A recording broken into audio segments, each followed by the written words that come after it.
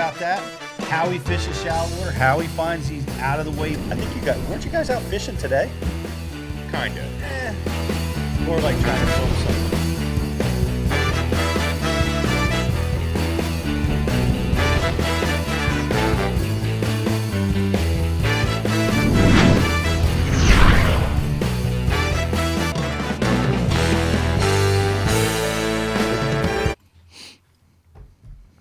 Hey everybody, welcome to Bass University Live. We are knee deep in winter up here, and we got a great show for you guys tonight. We're really excited coming off the Bassmaster Elite Tournament. Greg DePalma is here tonight. Appreciate you being here with us, Greg. Anytime, Petey. Anytime. Good to have you. We're going to be talking about his buddy, John Cruz, my buddy too, who just had an amazing second place finish down at the St. John's, and Cody Huff, the college phenom from Bethel University, who just ripped the FLW apart down there on Toledo Bend, as well as the college series, is going to be in the Bassmaster Classic this year as well. Man, there's a lot, if you guys are college anglers or aspiring college anglers, this is a guy that you're really going to want to listen to tonight, because we're going to be talking to him about how he's doing all this stuff while he's still in college. It's really an amazing story. So Cody Huff's going to be on with us tonight too. And in the back, pulling the strings, we got BTC and the Riz. How are you guys? Doing well, Pete. Thanks for asking. I seen some nice pictures of some fat pre-spawn bass on Risby fishing there, Riz. Riz was fishing, and yes, and I caught them on a Rapala DT6 in his face. Very nice. On my Cashin John Cruz crankbait rod. I like that rod. Shout out to John Cruz How long? crankbait rod. How long of a rod? I was throwing it on the square bow rod, actually. I think it's 7 or 7.2, I think. It's 7 foot. Is it's it? a 7 foot medium action, or medium heavy action, but it's fast tip and it's pretty limber. I was on the back. I was on the back of somebody's boat, so I only had a few rods with me, So I was trading off on that rod between a jerkbait and a DT6, and it's great for both. Catches them. How about you, BTC? You been out? I got out once last weekend. Okay. And had a good time. Stroked them. Stroked them. Really? Yeah. Where did you go stroke them? Well, we won't talk about where, but I will I say know where it was. I saw the picture. Yeah. There's no secrets on this show, man. It doesn't matter. Figure it out. Bait your own hook. On the Nedwig. On the Ned rig? Yeah, in South Jersey. It was in your Shallow Lake. Yeah. South Jersey Lake. Okay. Yeah. They didn't want a jerkbait. They wouldn't touch a jerkbait that day. They wouldn't touch a trap. Couple bites on a Kitech on a little swim bait. Nice. But the Ned rig, it was all about that Ned rig. Well, I drive on my way here. I got to drive past a lake that I haven't fished for probably 30 years because it's private. Yeah. And you got to drive. It has a campground on it, and but it's amazing this time of year. It's super shallow. Yeah, I know the lake. Yeah. And it's like, there's so many fish. You go there, you catch crappie, bluegill, pickerel, and bass, and you can go out there and catch 50 bass on a warm winter day, like we're coming out of, man. It's 50 bass. I've done it. Well, not 50 bass, 50 fish, But we just come back from South Carolina, and we'll talk about that a little bit. But we brought winter down there. We were filming in the snow. A lot of you guys may have seen that. We were down there, with B-Lat. Of course, it was nice when we fished with him. It was nice, warm, and balmy. And then we were Rob Jordan out on Lake Lanier, and I mean, it snowed. It was bone-chilling cold for us, but he showed us how to catch some of them big spotted bass on jigging spoons and fish head spins. By the way, we're going to be talking about the jigging spoon pattern, which it's really cool. We were doing that then. Cody Huff wins it down on Toledo, so really, really neat stuff. But all that being a really exciting show, stay tuned. Like I said, we're going to have, for you guys just tuning in, John Cruz is coming up next. We got Cody Huff, winner of the FLW tournament. He's going to be in the Bassmaster Classic. He's still going to college. That's going to be on tonight's show. But, man, some of you that have watched our Facebook pages and our social media have seen we lost one of the Bass University family this week. And she meant a lot to all of us. Brenda Butenowitz passed Tuesday, and she died of complications due to cancer. I know cancer touches everybody out there in the world, and we're all doing a lot. There's so many groups out there trying to fight this and beat this. I hope we can find a cure and beat this someday. She fought it like a champ. She was with us a long time, and we were glad to have that time with her. And I want to dedicate tonight's show to Brenda Butanowicz. She behind the scenes. She did so much for Bash University. She sent out the hats. She sent out the packages. She did some photography.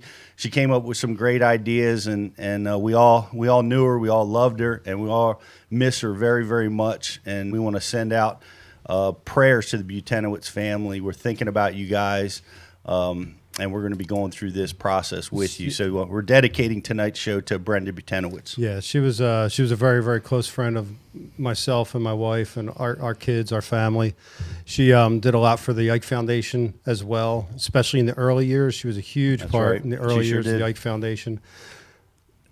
Any picture you saw in that time period, Brenda took the picture. Mm-hmm. And very dear friend of ours. We compiled a little silent video montage. We're going to take a few seconds here and play this for Brenda. Go ahead, roll it out.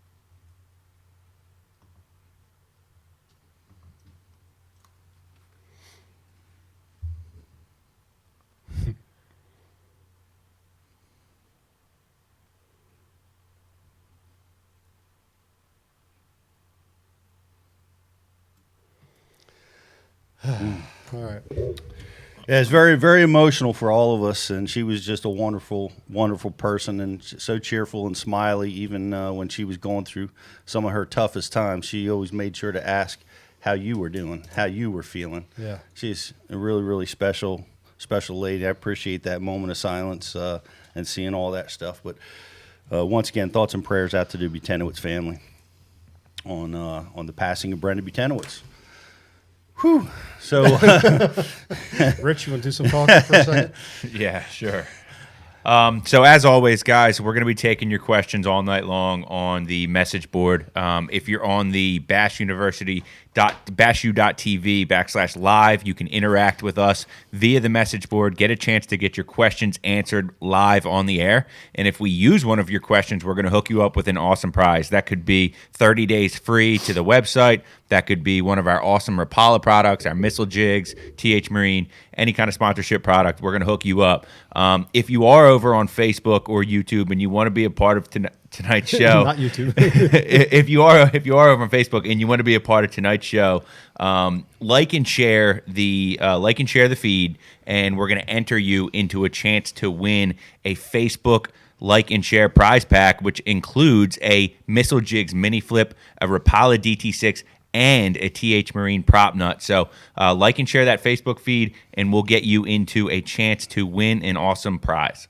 Which nobody's going to win because I just liked and shared us. That's right. I'm in the contest. I'm winning the prize. I'm going to try to win the prize anyway. Yes, and tonight, while we're interviewing John Cruz, we have a Ken Duke trivia question. Johnny Cruz has got a new soft plastic he's going to be talking about tonight. He used that down on the St. John's. Pretty neat bait. But you can win it before you can buy it here tonight. Again, you got to be on the website, bassu.tv/live. Use the promo code BASSULive30. BULive30. Use promo code BULive30. And you can get a chance to win our grand prize, which tonight is a Rapala Brat, a DT10, an Ike's mini flip, 2 Tokyo rigs, a Nico rig, a Bash University neck gator, a Storm Arashi glide bait, and a Tackle Titan. So if you're a Bashu TV subscriber, you have a chance to win all that. That's an outstanding setup. It is. Yeah. Man. I'm taking care of the people, Pete. That's what we do. Give them what they want. Give them the juice. Doing a hell of a job. Yeah. Rick, keep it up. Keep it up. So are we going to take a break right now? Yeah, we're going to run a quick 30-second spot. You guys, come on over, check out the website. I got one question though that I want to hit before we go to that, because it's so imperative for this time of the year. Finesse Fisherman wants to know, this time of the year, for you two experienced anglers at the table, what's your number one technique for keeping your hands warm and effectively being able to fish? Keeping your hands warm. Wow, what an interesting question. I thought we were going to dive into finesse fishing, but you can't finesse fish if your hands are cold. I like to have them down my pants. Let's get it back to the fisherman. That'd be one method. The rule I have is a cold fisherman catches no fish. That's a fact, man. And when I was down in Lake Lanier filming, we were freezing cold, and you lose your focus. You no longer care about what's happening in the fishing world. All you want to do is get warm. So that's the deal. I'm simple as far as keeping my hands warm. I get hot hands. I put them in my pocket. I just got a great gift, and I apologize. I can't remember the name of these. I'm gonna have to get them. I'll put them up on social. But James Riley, our logo designer, great artist, but he fishes all winter long, and he has chargers that are USB chargeable.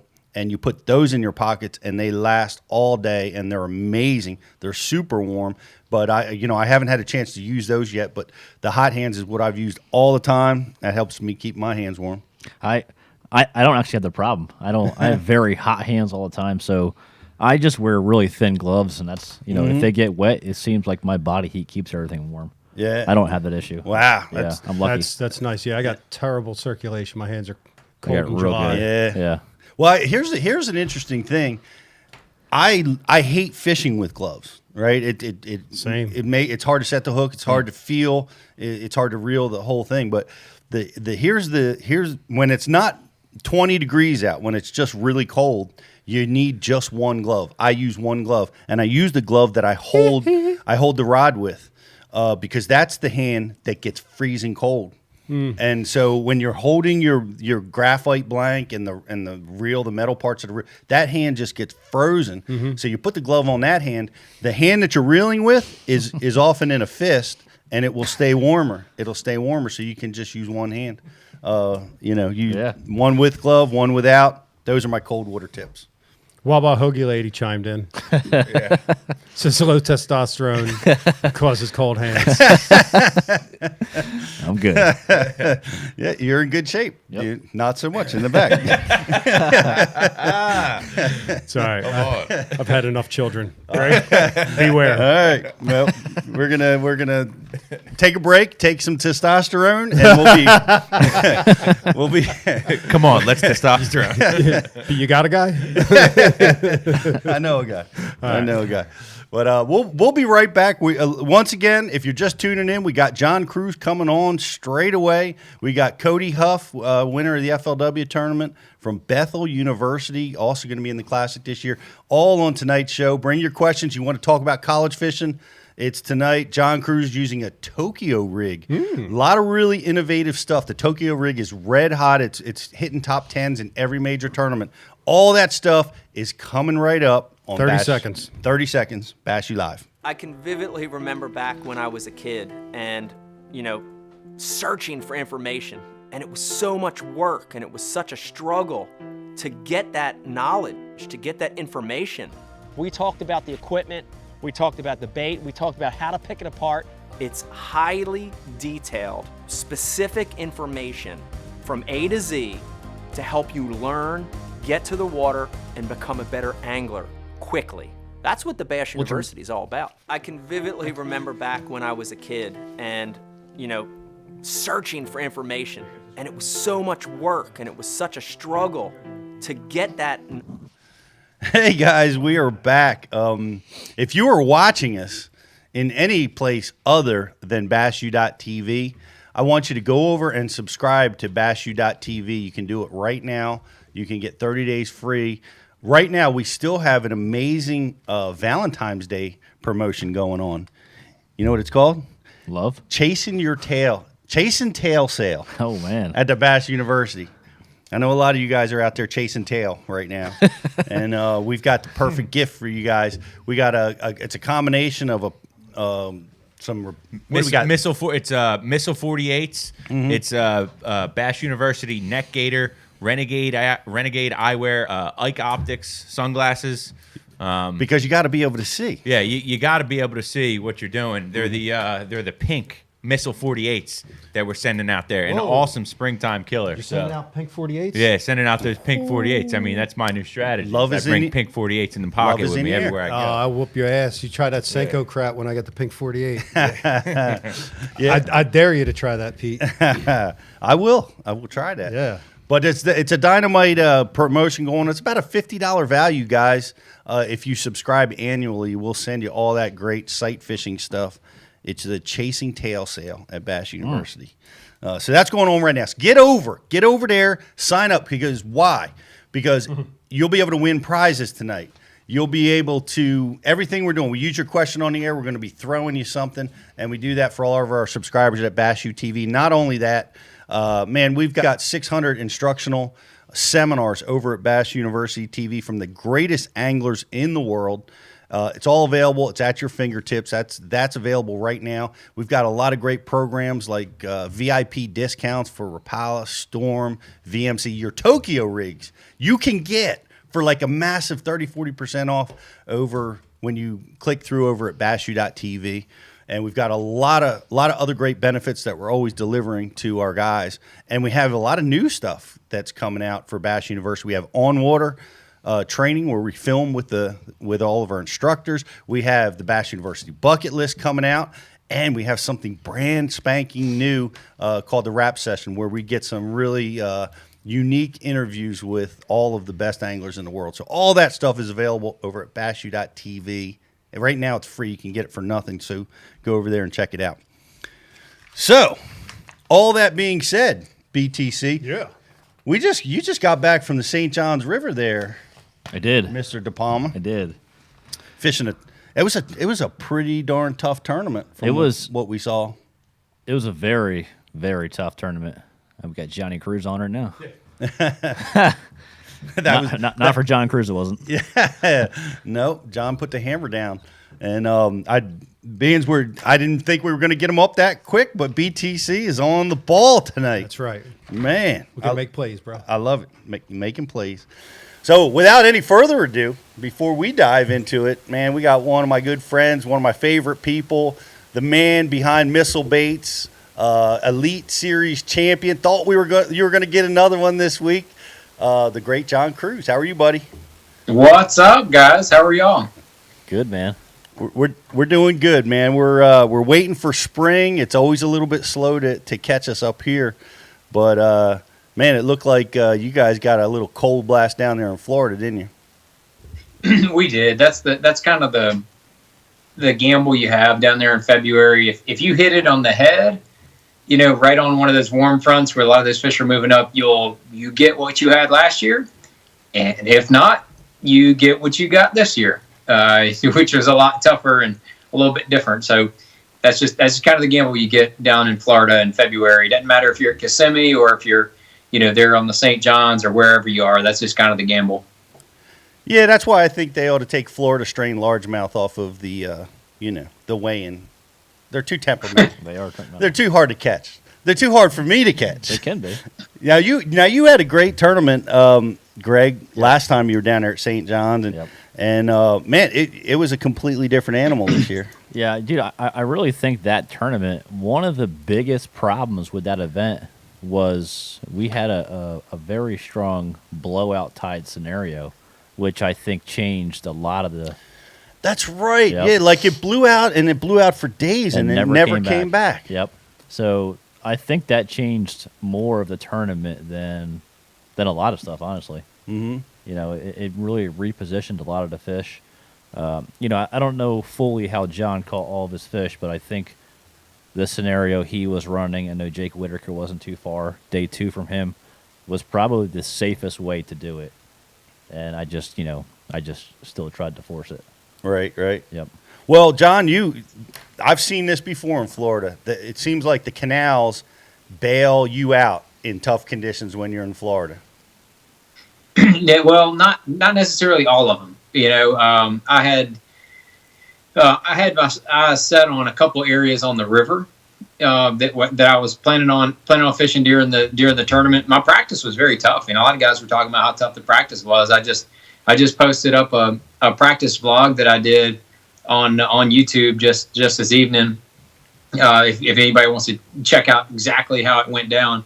But I was kind of bouncing back and forth between the river and some canals, and I was getting a few bites in some canals, and they can bail you out a little bit, but then there's a lot of them that just totally suck, and you don't catch anything but dinks in them, and the bigger ones don't move in those. But so in the tournament, I went straight for an area on the river that I thought was going to be good, and the water had blown out that area as well.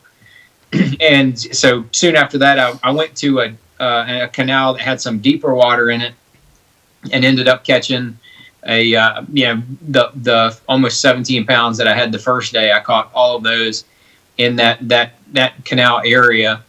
And then the day two, it only produced a small limit, like 8 or 9 pounds. And then I had to get back out onto the river, run around, and ended up culling in the last hour and a half, 2 hours. I ended up culling up to another 15-pound bag, and that's kind of how that went down there. Well, that was a great adjustment. What kind? I mean, we know what you were doing in the canals, but what was the river habitat that you were targeting? It was a mixture of lily pads and wood, and it was just a matter of finding the right little stretches that had good water on them, even when the water was down. When the water was way down, a lot of the pads, they kind of got crossed up. The pads, the stems normally stand up like that, and if they get all crossed up like that, then they're really hard to fish. And I don't think the fish I don't think they like being under them. I think they want those pad stems up. So you got to find pad stems that are more vertical, even with that low water, and that was kind of one of the things I was looking for on the river, and that's where I caught those 3 better fish, my 3 biggest fish the second day. And then I ended up catching I think I caught 1 on the main river the last day, but I went to a new canal I didn't fish in the tournament, and I hadn't fished it in years. And caught three keepers that last day, and then went back to the canal where I caught the fish that I had been catching the first day, and that small limit the second day, and ended up catching 2 more to give me 12 pounds on that last day. Wow, that was pretty awesome adjustment. Well, you had to make the adjustments to get a top finish like that. Did you? I got to ask, did something happen? Did you lose a winning fish? Could you have won this tournament? Anything bad happen to you out there? No. It was not meant for me to win it. Honestly, I was just hoping I was going to be in the top 5 or 6 somewhere. I started out the day in 6th place, and I had no clue how tough it was for everybody else. And I just went fishing, made some adjustments, and felt like I was like, well, okay, well, at least I have some decent weight in order to be able to stay up in the standings. Mm-hmm. I didn't realize I was essentially 1 bite away from. I was still about 3 pounds out of the lead, which but another 5. I had a 5-pounder, and I had 1 more 5-pounder, and it's a done deal. And I'm talking about how that tournament went a little bit differently, but it didn't go like that. And I capitalized on all the bites that I had. I didn't lose anything. I didn't do anything stupid. I'm real happy with all the adjustments I made during the tournament. So I just look back at that one, and that one was a 2nd place finish, and that's what it was meant to be. Man, well, it was an amazing finish, and I like your adjustments. But it's really cool to hear you talk about the pad stems. Got to be vertical. That's like that's key information. Yeah, that's really cool. Because you could run around and try to identify that once you figured that out, and I'm sure very few guys were able to figure that out. That's a Bass University nugget right there. There you go. Yeah, the other little nugget is that we were my main bait that I caught the majority of my fish, all of my fish the first day, and then I caught a limit on it the second day, and then I caught a couple on it. No, I didn't catch any on it the last day. But it was they just wanted reaction bait the last day. But as the bait we're coming out with at the Bassmaster Classic, we're going to be right across. The Missile Baits booth is going to be right across from the Bass University booth, and we're going to be having a good time. I promise you. There, I'll be on the water, luckily, but it'll be the university over there will be looking right at Missile Baits and that new bait. It's called the Quiver. It is a straight worm, but it is not just a straight worm. We keep coming up with new ways to to use this thing. And I really designed the bait to fish on a Neko rig and a Tokyo rig. I caught a lot of fish on those two rigs last year, and I was using a bunch of different products out on the market, and I couldn't find exactly what I wanted. So about halfway through last year, it dawned on me. I said, I know what we're doing next year at the Classic. We are doing a bait to fish on these two rigs, and that's exactly what we did. Well, we fortunately got a sneak peek at it when we were down at Lake Jordan. Yeah, man. Yeah, we got to see that. That's available over on bashu.tv. We're actually going to be playing a little clip of that during our intermission here in a little while, so you guys can see John fishing that a little bit, talking about it. For all the details, you can go over to bashu.tv, and all of our subscribers can see all that stuff. And we are going to be neighbors at the Classic. We're going to be booth neighbors, and I gotta say, I'm a little concerned. I think you should be a little concerned to not be present with Riz and BTC in our booth. I think they might pirate your booth a little bit and might be short of little baits when you come there finally. I'm bringing the Moose and Rocco down, and they're going to be protecting all of the goods there. But good idea. John, if you were worried about Shannon not doing anything last year, let's just wait till this year. Yeah, right. Yeah, exactly. I'm not. Shannon is. He's got his own projects going on for the Classic. Byron's going to be there. He's our director of sales. He's going to be. He and Shannon are going to be keeping after the booth and watching that. We're going to have Scottsboro Tackle Company come in. They're going to run the register for us, and they're going to bring some of their swim baits as well. It'll be kind of cool to see that. And then we also have designed a Neko weight, a weight to fish on the quiver. Whichever we have two sizes of that quiver coming, and we got a Neko weight that is gonna match up perfectly with it. You can fish it in any worm, but you definitely can fish it in our bait, and it goes in real easily, stays real well. We're gonna be debuting that at the Classic as well. Cool. Is that a tungsten weight or what? It is lead. It is lead. Okay. Tungsten, you really can't have it made in the USA. Mm-hmm. And that's kind of our deal. Everything that we're making, I make as much of it as possible in the USA. All the assembly and all the manufacturing's done. Some of our parts you have to source from outside of the US, but everything else we try to have made right in the USA. Is the Neko weight? Can you adjust it, the size, break it down, clip it? No, it comes in 4 different sizes. Oh, okay. And I texted Chris Saldane. I texted Mike Iaconelli, and I used my own experience and 2 or 3 other guys that I know had fished the Neko rig a pretty good bit, and they came back with 2 or 3 or 4 sizes, and we made all of the sizes that we got back. We got back a 1/32 ounce, a 16th ounce, a 1/8 ounce, and a 3/16 ounce. And those are the 4 sizes that we have coming. I like it. That's just right. By the way, the audio is sharp tonight, BTC. I don't know if you noticed that, but we had a really nice upgrade apparently in our audio. Well done. Well done. Well, we were talking, I was talking with GDP on the way down here, and I have caught a few fish on the Tokyo rig. Yeah. GDP has not. You've not thrown it yet. Yeah, we actually just talked in the last show too. This Tokyo rig is really on fire right now, especially in Florida. Mm-hmm. And I'm behind the 8 ball on this one, man. I've never thrown it yet. It's not that big of a deal, Greg. Don't even worry about it. Second place. Not a big deal. They're all out at Tackle Warehouse. Sorry. Yeah, guys, you don't need to throw that. Just let us keep catching fish with it. I'll check your loud rocker next tournament. Speaking of the Tokyo rig, one of our subscribers on the message board would like to know, John, when you're fishing the Tokyo rig, do you prefer the 2-weight system or the 1-weight system? I've caught fish on both, but I'm a big fan of the 2-weight system. I like that because you can adjust quickly, and you don't have to use the same size weights. Sometimes I'll put a 1/8 and a 3/16 together, and then sometimes I'll put a 1/8 and a 1/8. It just depends on what I want the total weight to be. You can really adjust it easily, and you still get that sound and a little extra action. I like the 2 weights. You get the sound. That's interesting. That's certainly a feature of it. Yeah. Tell us about this. I mean, for you guys that didn't hear, right? The Tokyo rig was a monster player in your second place finish. What does that bait do? Just the general components of it. What does that do differently, and why do you think that was a better tool for you when you were fishing down there just a couple weeks ago?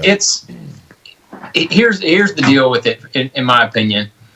It functions like a short drop shot, but you can fish it on heavy line, and it does not affect the action of the bait. So I was fishing it on 18-pound sunline shooter. I could have probably had it on 20 or 30-pound braid. It probably wouldn't have mattered, because the hook is not attached to your line. The hook is attached to a ring that then is attached to a swivel going both ways, and then there's the little wire that goes down off the bottom. So your hook, no matter what size line you have on there, your hook and your bait can freely swing however it wants to swing. The line size will not affect the action of the bait in any way.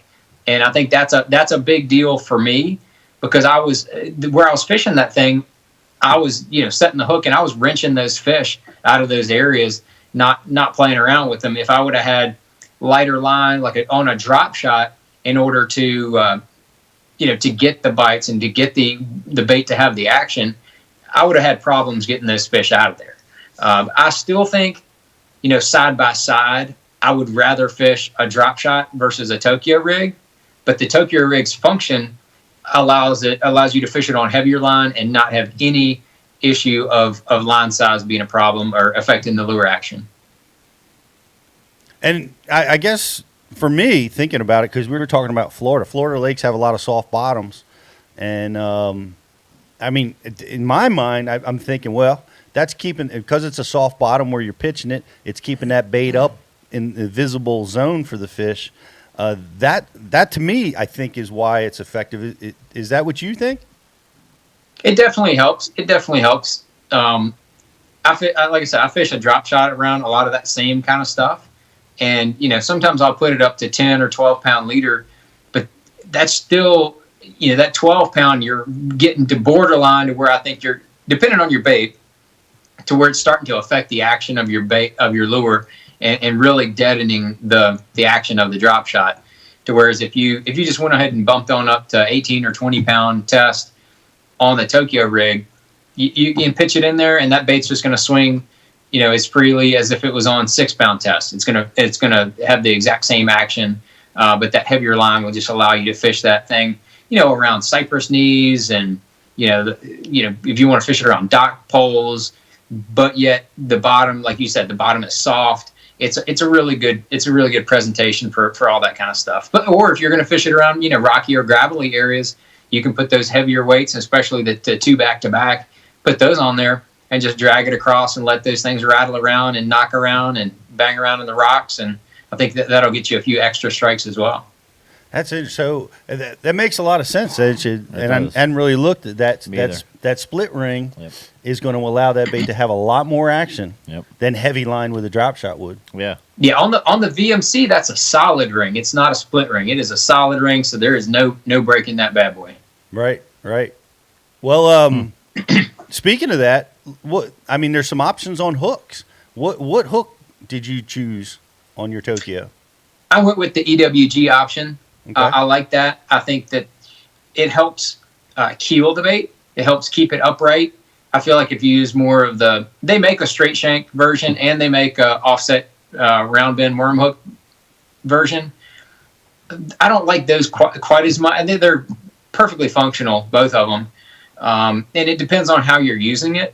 If you're going to be using that Tokyo rig to penetrate cover, I'd probably consider the straight shank version. I don't have a lot of experience with it. I've got a lot of experience with the EWG version. I think that the gap in that hook helps keep the bait upright in the same direction. It doesn't allow the bait to roll when it's on that ring.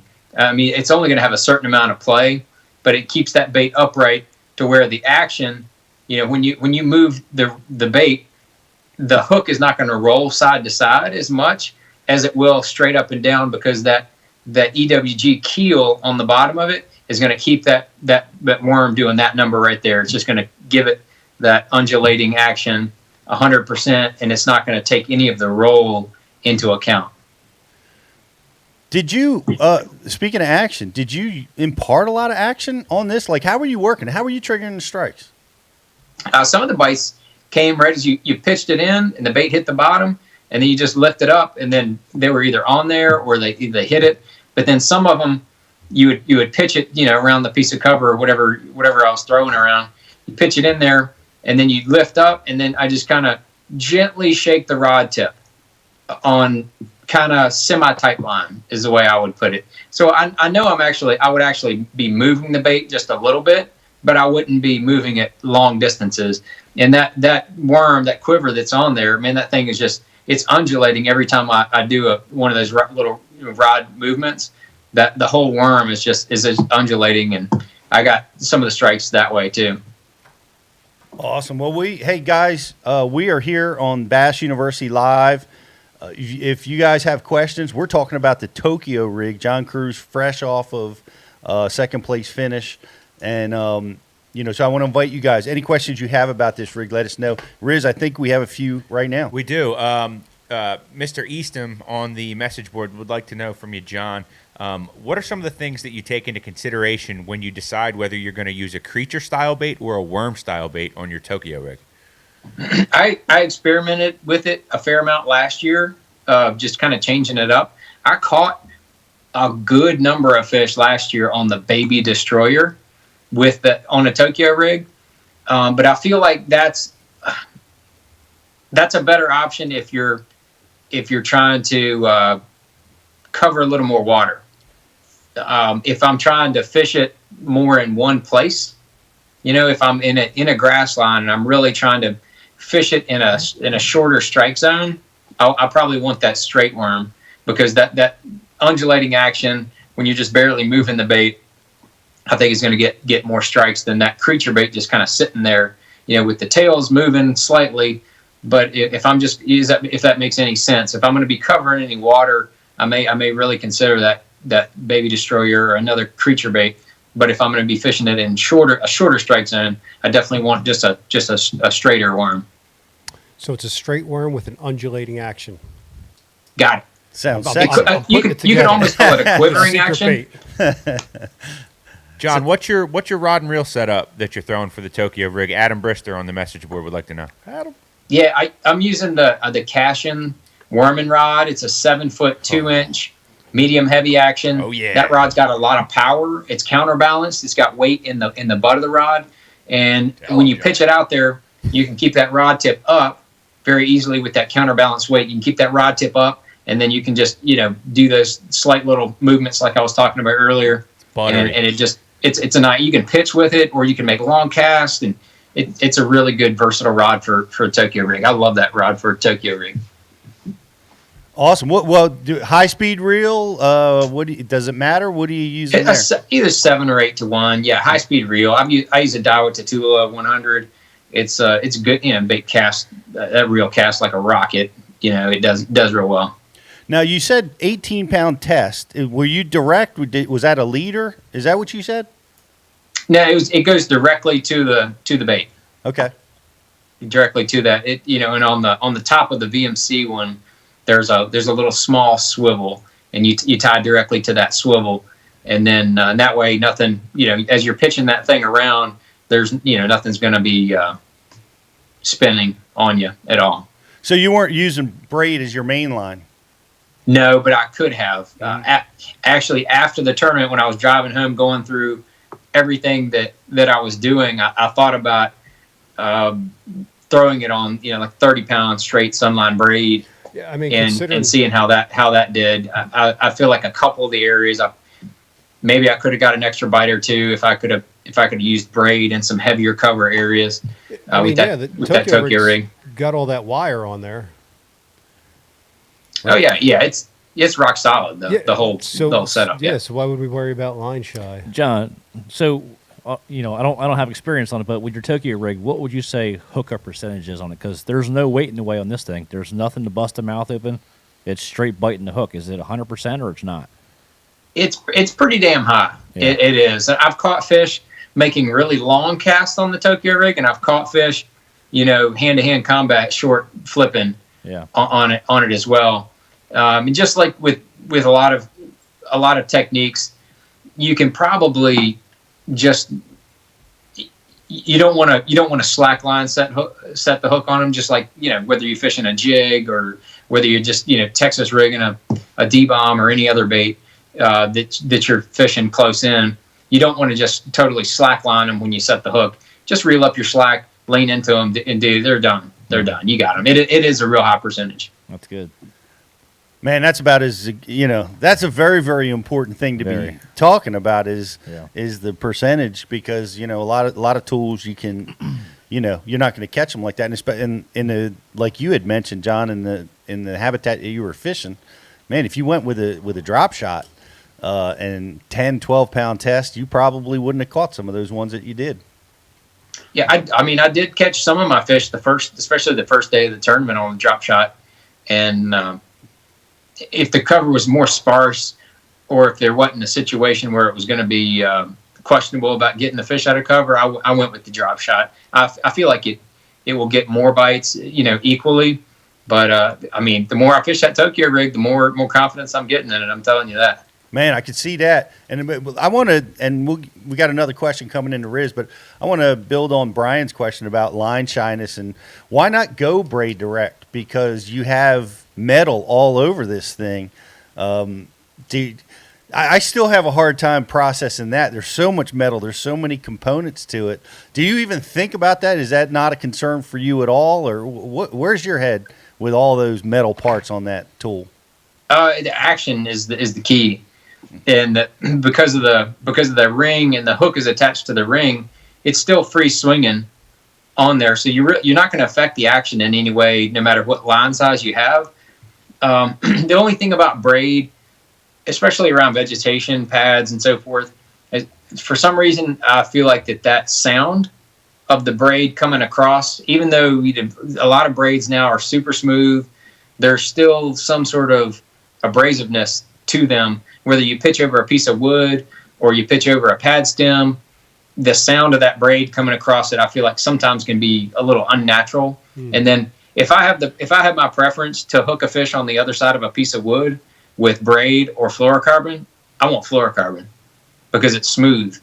If I hook a fish around a dock pole, I'd rather have 20-pound fluorocarbon than 50-pound braid, because that fish that's going to slide easily on that dock pole. And then those fish can more easily come back around and you can get them. But if that braid wedges into that wood, you're done, man. You're done. No. Yeah, it's really, really interesting stuff. What do we got, Riz? Somebody on the message board. I knew that was going to happen. You better check. That may be a subscriber that has a question. That alert's for Zach. I hope he makes the post for Ike Live right now. Come on, Zoggy, get it done. John, do you ever experiment with some kind of off the wall kind of baits on the Tokyo rig? Like, are you mixing in swim baits at all? Are you doing anything that's kind of off the beaten path? I've thrown our shockwave on the Tokyo rig a little bit. I think I've only caught two fish on it. When we were at Guntersville last summer, I experimented with that a little bit. I didn't have great success, but I didn't have a lot of great success out on the ledges, period. And so I don't think that was a matter of the rig. I think it was more of the areas I was fishing and then just the way the fish were setting up during that tournament. But that's definitely something I'm going to experiment with more, is putting a smaller swim bait, medium-sized swim bait on there and throwing it out and just kind of dragging it slowly, almost like you would a biffle head or something, where you just kind of slowly dragging it so that tail can kick. I think that thing would get wrecked into the right situations.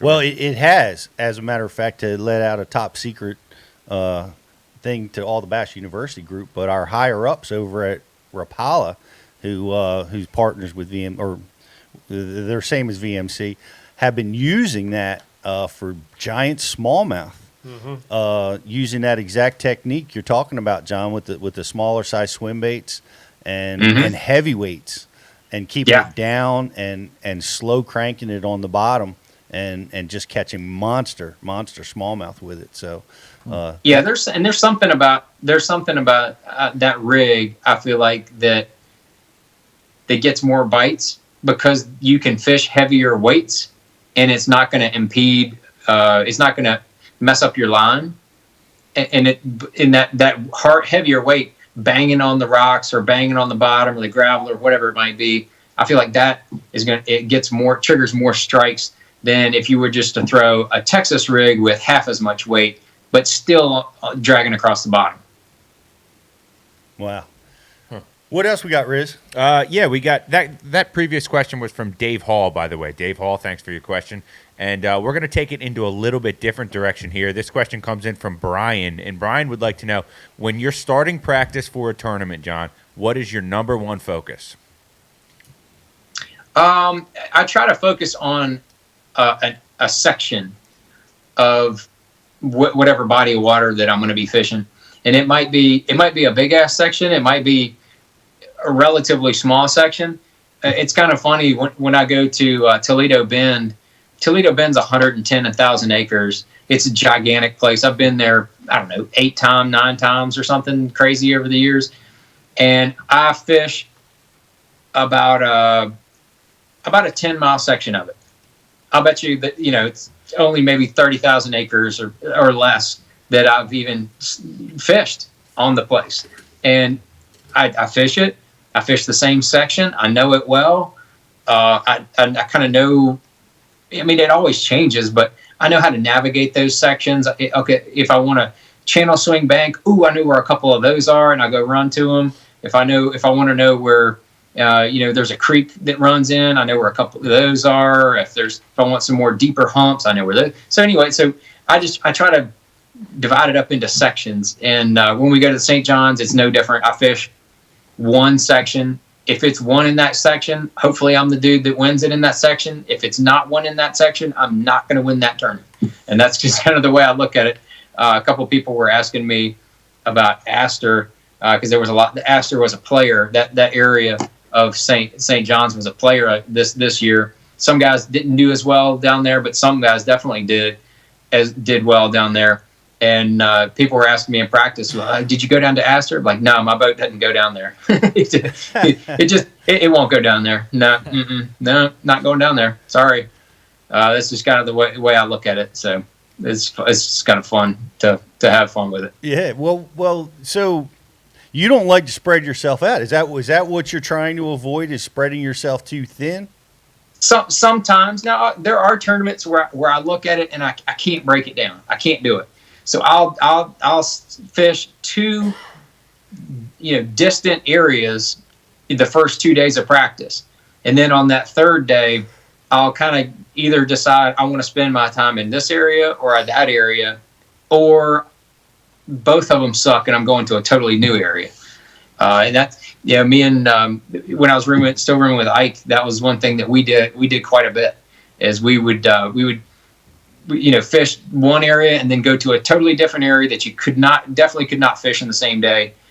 And then we would just kind of get a read on those 2 areas and like, all right, I really like this other area. I need to spend more time there. The third day, that's where we'd go back to. Or like I said, sometimes the third day would just be, all right, both of those areas sucked and we're going to try something totally different. Yeah, practice is such an important part of any angler's game. Are you a pattern fisherman or are you an area fisherman, Greg? I'm a all over the place fisherman. I don't really get locked into one thing ever as far as like I just play it as it goes. Unfortunately, the St. John's for me this year was it was more of a timing deal than anything. Where I was like at some points a minute behind pulling into a canal and have a fish marked and I see guys go catch that fish. Right. There was fish up on beds, males. Okay. I saw one female in a bed. I actually lost her fighting her.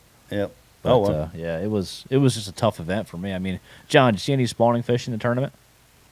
I did not. Yeah. I know the one area that I started the tournament in, it had some spawners in it, but then when that water got sucked out, They were vominos. They were out. Yeah. I never saw one during the tournament. Some of the times from what you told me was John Cruz beat you to some of those places. Yeah, the one I was going to go to, I saw you pull right into the one canal, and I was like, "Damn it, John got in there." Yeah, I saw you in that one. Yeah, you were daylight and $1 short in there, brother. Yeah. It's hard. It happened the whole tournament. I was used to it. That place had been pillaged by the time I saw you in there. It's amazing how hammered it gets. There's only so much fishable water with the scenarios we had, and right. if you got them, you got them. If you didn't, you didn't. Yeah. The thing is, Greg, and you know this, is that some of those canals, especially in Florida, it doesn't matter how many people come through there. If those fish are moving in, it just does not matter. Them fish are going to just keep rolling in, no matter how many dudes have fished it. I don't care if somebody had just fished it for 3 hours. If the conditions are right, those fish are just going to roll right in and be ready to spawn, and you just catch them right as they move in. And those are the dumb ones. They're just dumb as a brick, So it's just because there's other boats. Sometimes that doesn't mean a thing, but I don't think we had the conditions to where those fish were really actively rolling in. Yeah, I think for sure. I mean, you can tell. I mean, dude, everybody. I don't know how many bites you got a day, John, but the majority of the field, I feel like caught 5 bites a day. That's it. For the most part, that got a limit. I don't know how many. How many did you get a day, John? I think the first day I caught 9 or 10 keepers. That's pretty good. Then the second day I caught, I think it was 9 keepers the second day. And then the third day I only caught 6 keepers. That was it. Yeah. And the third day was probably the best day weather-wise, right? It was very pretty. We had a short day. I think if we'd had, another 2 to 3 hours, I probably could have gotten close to that, 9 or 10 fish mark again. Yeah. Nice. Well, what do you think about what I saw was interesting? I'd like to hear you guys weigh in on it. And big shout out, hey, Paul Mueller, also one of our Bass University instructors. Done a lot of stuff, done a lot of deep water stuff, a lot of drop shot stuff, a lot of sonar stuff, and there he is fishing in the slop and won this tournament and did a masterful job. Congratulations to Paul.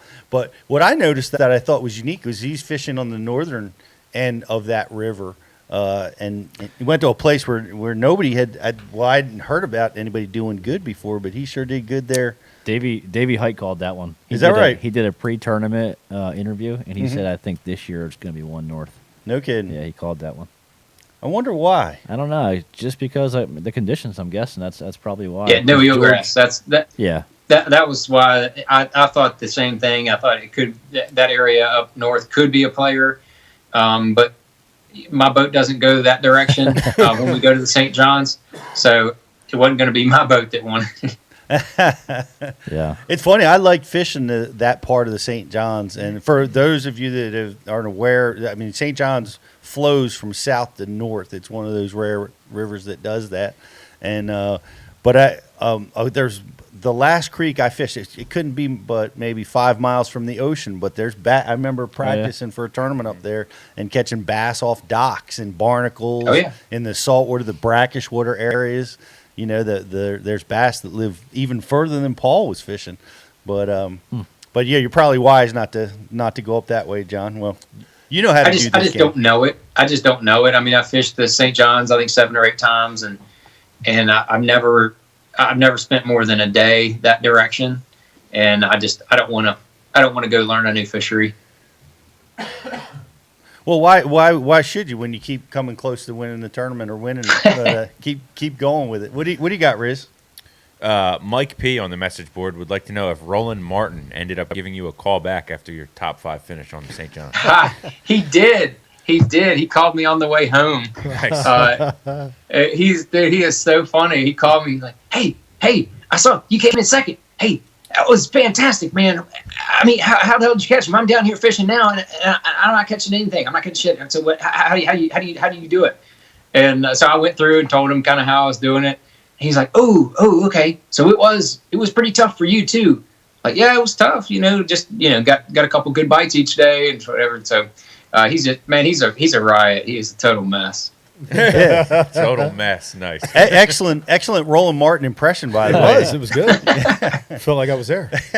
I got one more for you, Johnny. One of our subscribers, Steelhead in Alabama, would like to know, Johnny, what baits are you reaching for when your plan for a tournament goes belly up? Man, that really kind of depends. It depends on if you're totally crapped out on your area and you're hunting new water, or if you feel like that you're in a good productive area and you really want to figure out how to catch them better. And I think there's two different ways to go there. If I'm changing areas and just running new water, a lot of times I'm gonna have a shallow running crankbait or chatterbait in my hand, one of those two, and be able to try to cover water. But if I'm in an area I feel like that still has fish, I really like picking up that Neko rig. I feel like that if you're in an area and you think that the fish are still there, they just need to see something different. That thing is really good, and drop shot obviously is really good at that as well. But that Neko rig is just a little bit different, and can definitely catch fish in areas that have the fish either just turned weird or got funny or some sort of situation like that. That thing can produce some fish.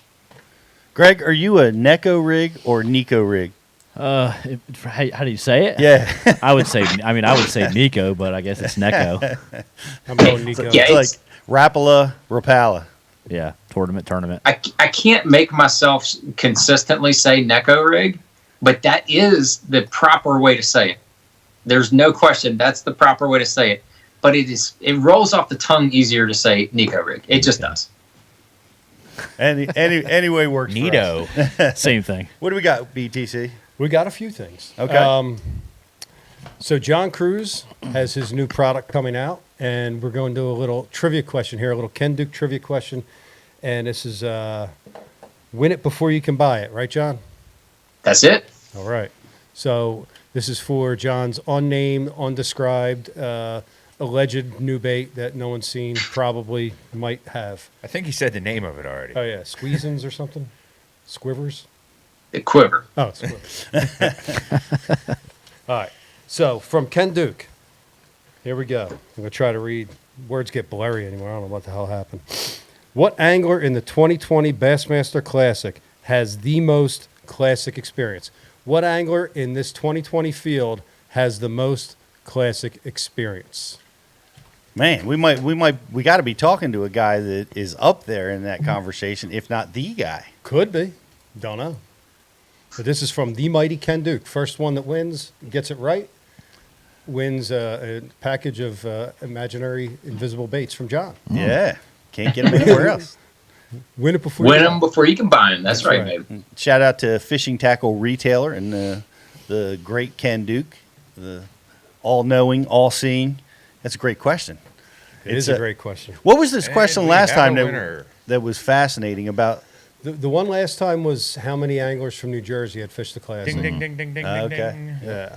We have a winner already. We have a winner. The winner is Bassmaster 2K2 with the answer of John Cruz. John Cruz. Ha! How many years experience, John? It's gonna be number 12. That's for me. correct. Man. This will be his 12th. Who's Yeah, it's kind of that's odd to even think that and Yeah, consider that. It's weird. It's just very weird. I think you need more gray in your beard just because. the wisdom? Well, All right, so we got a Bass U battle coming up. It's going to be hosted by Pete, Greg versus John. But before we get to that, I want to double back one more time on the Tokyo rig. You mentioned spawners, bedding fish. Is this something you would use in the beds? It seems like it would be ideal, keeping the bait up off the bed. Is it something you've tried? I don't have a lot of experience fishing Tokyo rig in the bed. Yep. I would imagine it would be fine. I think there are some advantages of just a straight up Texas rig over a Tokyo rig for bed fishing, but time will tell. I have to next round of bed fish, I'll have to play around with them and see what gets them going. Yeah, I'm curious to see if that's a. I got a dumb question real quick, John. About what weight can you get away on the Tokyo rig to where you can pick the bait off the bottom? And I know it depends on the bait. Let's say you're throwing a D-bomb. What weight can you put on the Tokyo rig that you can pick it off the bottom and still keep it in the same spot? It's a good question. Kind of depends on. I don't really know. I would say like a total weight probably in the 3/8 range. Yeah. But a good general rule with the Tokyo rig, from what I've seen, is that you can put a little bit heavier weight than let's say you would pitch and flip with a 3/8 ounce weight on whatever bait. You can go up to like a 1/2 ounce total weight, and it would fish similarly. If that makes any sense, like it'll come through the cover better, weight to weight. It comes through cover better, so you can go upsize on your weight and get a little more of that the triggering of that heavyweight banging around on the cover versus the Texas rig with a little bit lighter weight. Yeah, that makes sense. Would you throw it in brush piles, John? Yes, it comes through brush real good. Okay. Comes through brush real good. We all got to get after this rig, guys. Yeah, me too. Especially you guys listening. This is top tens in Florida. A lot of the tournaments this year, we're seeing that Tokyo rig pop up as one more question. A high finisher. Kelly D on the message board wants to know why Greg hasn't thrown it yet. Let me check this real quick. He's not the only one. I know a number of guys. I mean, I was rooming with Derek Hudnall and Ed Lochran and Chris Saldane at the last tournament, and we all did bad. And none of them were very experienced with it either. I think one of them had caught one fish on it. Ed had never thrown it. Zaldane caught some fish on it, but didn't have a ton of confidence in it. So you're not alone. I was talking to Matt Airy about it. Doing the seminars for Bass University about a month ago, and he had never caught a fish on it. I told him, don't waste his time. It's not all that. That's right. So yeah, there's a lot of guys that have never fished it. Well, I have officially caught fish on it. I caught them live on the Tokyo rig, so I have caught a fish on it. But man, I'm doing what I typically do. What, put a Senko on there? No, I put the hot new technique away and put a Senko on. I did it with the chatterbait, I did it with the Senko, and now I'm doing it with the Tokyo rig, and I've got to get more efficient with it. But are we ready to go to the Bass U Battle? Punch it, Beavis. You've done the Bass U Battle with us before, haven't you, JC? Yes. Jeez. All right. Well, today you're going to be taking on Greg DePalma. Undefeated Greg DePalma in the Bass U Battle. Nah, I've been defeated a lot. I was going to say I don't remember the score. We got to start keeping stats on this. Score on this. Yep. But we're just coming off. I'm going to hit you guys with a question, and John, because you're our guest tonight, we're going to let you go first. What do you got? BG? One question. Yep. That's it. Oh man, I got a couple of them here, but I'm going to go with the first one I wrote. I want to see how you guys handle this situation. It's a sight fishing tournament. The fish are spawning. It's down to St. John's. You got bass on the bed. You got a 3-pounder that's locked. Tokyo rig on the bed. You've got an 8 to 10 pound female in the area coming into the bed from time to time. What is your strategy to catch that big one? It depends on the mood of the male. If the male is biting on every cast, I'm gonna try to pitch my bait in there and see how far that male will carry the bait off, and then I'll shake him off and then try to throw back into the bed before the male gets in there. Interesting. So you try to shake the male off. Yeah. And wait for. I'm confused. You're going to shake that. You're not going to catch the male. You're just going to aggravate him by making him bite. No, if he's gonna bite, right away, I'm gonna just put weight on him and let him, walk the dog, let him walk off the bed and shake him off, and then throw back in the bed. Hopefully before the female can at least have a chance to get a look at it. Awesome. So that's a pretty interesting strategy. You walk the fish off because that's what they do. They're going to grab it. They're going to swim off the bed with it. Hopefully the female takes the bed. You're gonna And dude, sometimes you can shake that fish off as quick as you can reel it in and throw it back in the bed. The bait will hit the bottom, and that male will already be back there and smoke it again. Right. It's funny. What bait you throwing in there? I'm going to throw the Missile Baits Destroyer, a big creature bait. Big creature. All right. I got JC's approach. Interesting approach. Trying to catch that big one. Greg, I know you love to sight fish. Yeah. It's one of your favorites. So As soon as you said that fish is coming in and out of the bed, I got her. Talk to me. So the number one thing I always try to do, and this has already been out there, but if I can position myself to where that sun's to my back, I'm putting the sun to my back first off, because I want that female to have the hardest time possible to see me, and that's what I'm going to do. Depending on how flighty she is in and out of the bed is going to determine how far away from the bed I'm going to position my boat. So if she's going in and out and she's locking a hair, then I know I can get relatively close to her. I'm gonna target her directly with my casts. That's how I'm gonna catch her.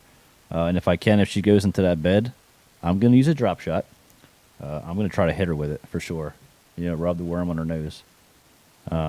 If I can, I'm just gonna use a robo worm, morning dawn, drop shot, quarter ounce, or lighter. Wow. That's how I'm gonna do it. So mine's more about position. Man, this is a tough one. These are both interesting approaches. Two different approaches to the same problem, BTC. You got a hell of a job, Pete. Man. I don't envy you right now. Yeah, I don't know. I love. See, here's the thing, very, very detailed for BT or for GDP. I almost called you BTC. Hey. They thought it out. I mean, you got sun to your back. Very, very detailed. You got to get bonus points for that. But JC, he's keeping it simple. I got to give him bonus points for that. I like them both. They're both interesting strategies. You're going right after the bass, and John's trying to manipulate that male first. And man, that's a interesting, really interesting approach. And here's the deal that, and this is how I'm going to rule it. I'm giving this to John Cruz. And here's here, and the only reason why is because I'm terrible at sight fishing, and I've never been able to catch that big female by targeting her directly. So I'm going with John Cruz. I think he wins this battle. The message board disagrees. Is that right? I swear. Really? I swear, yeah. They give GDP the win? The message board came in saying GDP, but Thanks, hey. guys. Wow. Appreciate it. Yeah. Well, I should have threw a cash and rod at part of There's a one. pair. That's it. You need a cash and rod. yeah. Message There's a pair board of noted. bass at Hartwell from last year that said I won because I caught both of them, There you go. and I caught the female first. Top pounder. Nice. Well, great job. That's another great win. We're going to give you the win. No second place finish here, John Cruz. I got it. Thank God Paul's not on this show. Yeah. Well, so you're just real quick. You're getting ready for the Classic. How you feeling going to Guntersville? Give us an outlook. Good. Well, to tell Greg, I use the drop shot quite a bit on bedfish, so that's definitely not a bad strategy. But the Classic is I'm really looking forward to it. I think we're getting I think we're going to get some colder weather, a little cold spell before the event, before the official practice starts. It's still a little bit far away to kind of be watching the weather and the rain. They just got pounded with rain over the last couple weeks. And I mean, water is just rifling through that whole river system right now.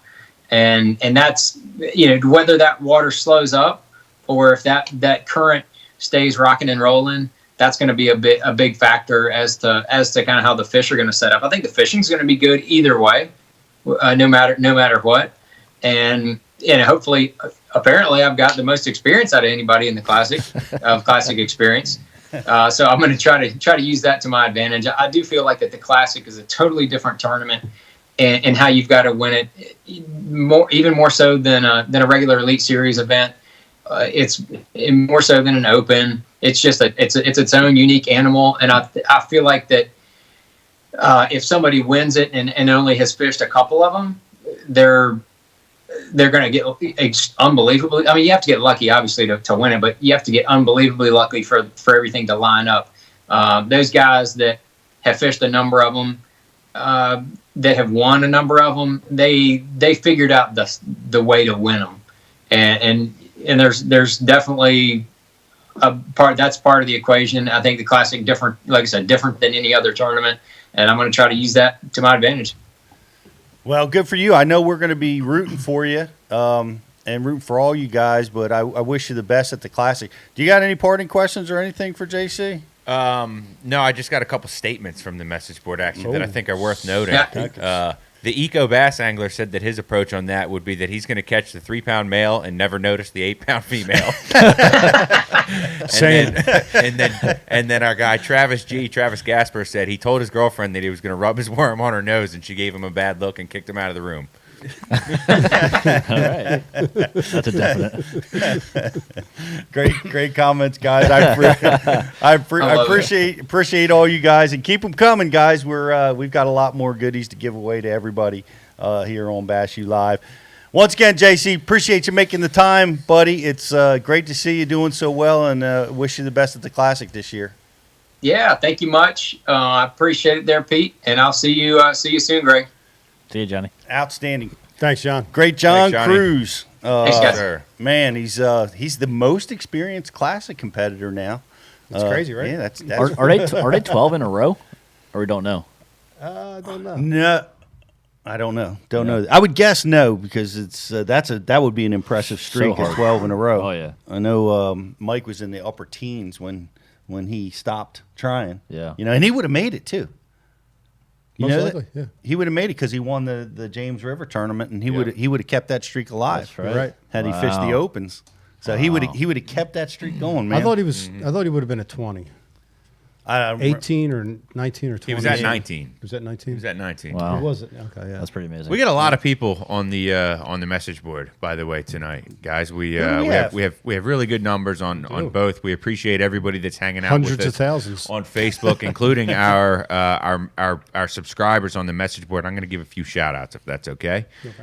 Clay, Sean, Will, Mike, Travis, Tommy Beaver, Matt in Wisconsin, Eco Bass Angler, Steelhead, Jeff Cooley, Alabama Realtor, Wawa Hoagie Lady, Jim Dalton, Hogmaster, Landon Beck, Finesse Fan, Merg, the Birdman, Bruce, many, many more. We appreciate everybody hanging out with us tonight on the message board. You guys are the bomb.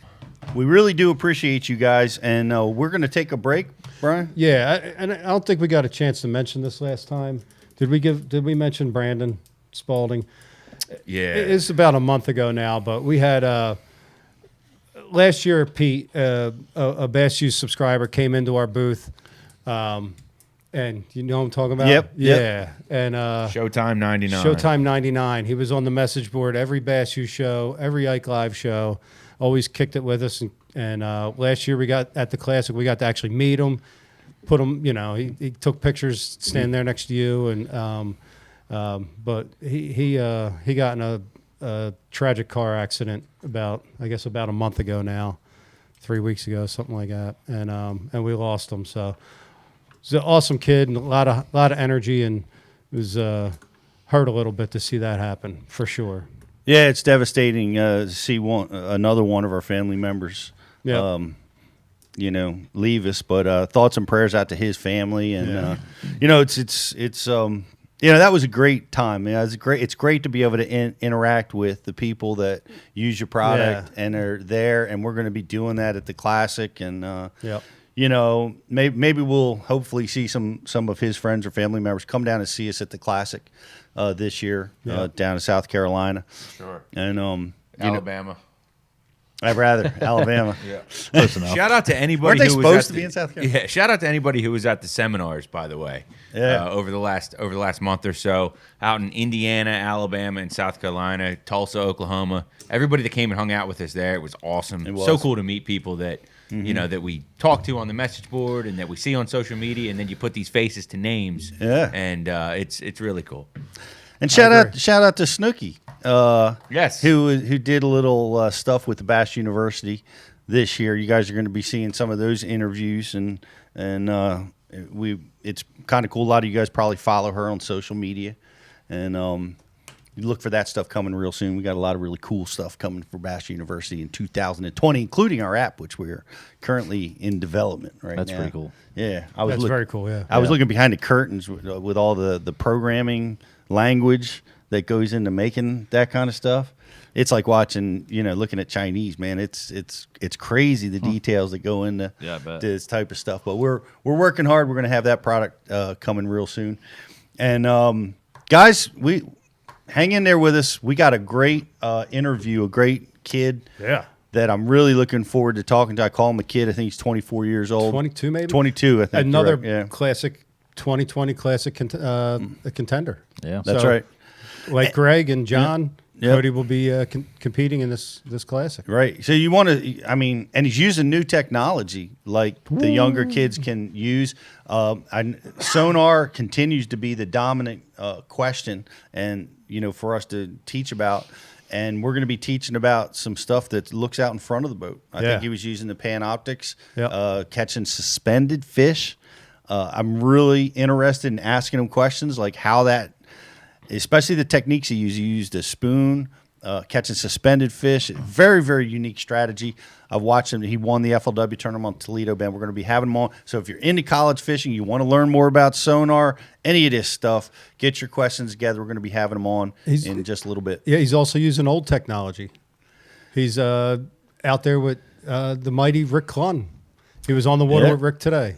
Wisdom. The pure wisdom there. So combining the two, this kid's got two big wins this year, like you said, both on Toledo Bend, a college series, and then the FLW Toyota series, and he won an event last year to qualify for the classic, the college bracket. So this kid's doing it all right. Yep. And being mentored by Rick Clunn, that's huge. Yeah, that's pretty huge. Yeah. And the other question that how in the heck is Bethel University doing this, man? They just keep winning. They're killing it. So we will be back with a lot more. If you are not subscribed to Bash U TV and you want to win some of these prizes, you want to talk to Cody Huff, ask him your question, go over to bashu.tv, click subscribe. It's 30 days free right now, or we'll give you a $50 gift pack if you decide you want to come on over annually. So that's going on right now. You can take care of that during our break, which starts right now. We take a quick break, watch John Cruz's on the Tokyo rig. We'll double down on that, and we'll be right back.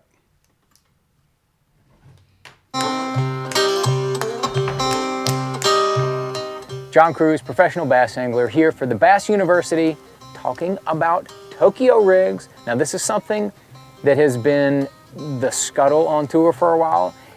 In my fishing, I've been using one more and more and more.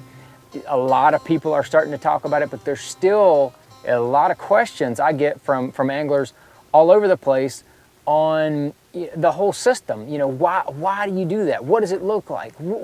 Just all kind of different questions.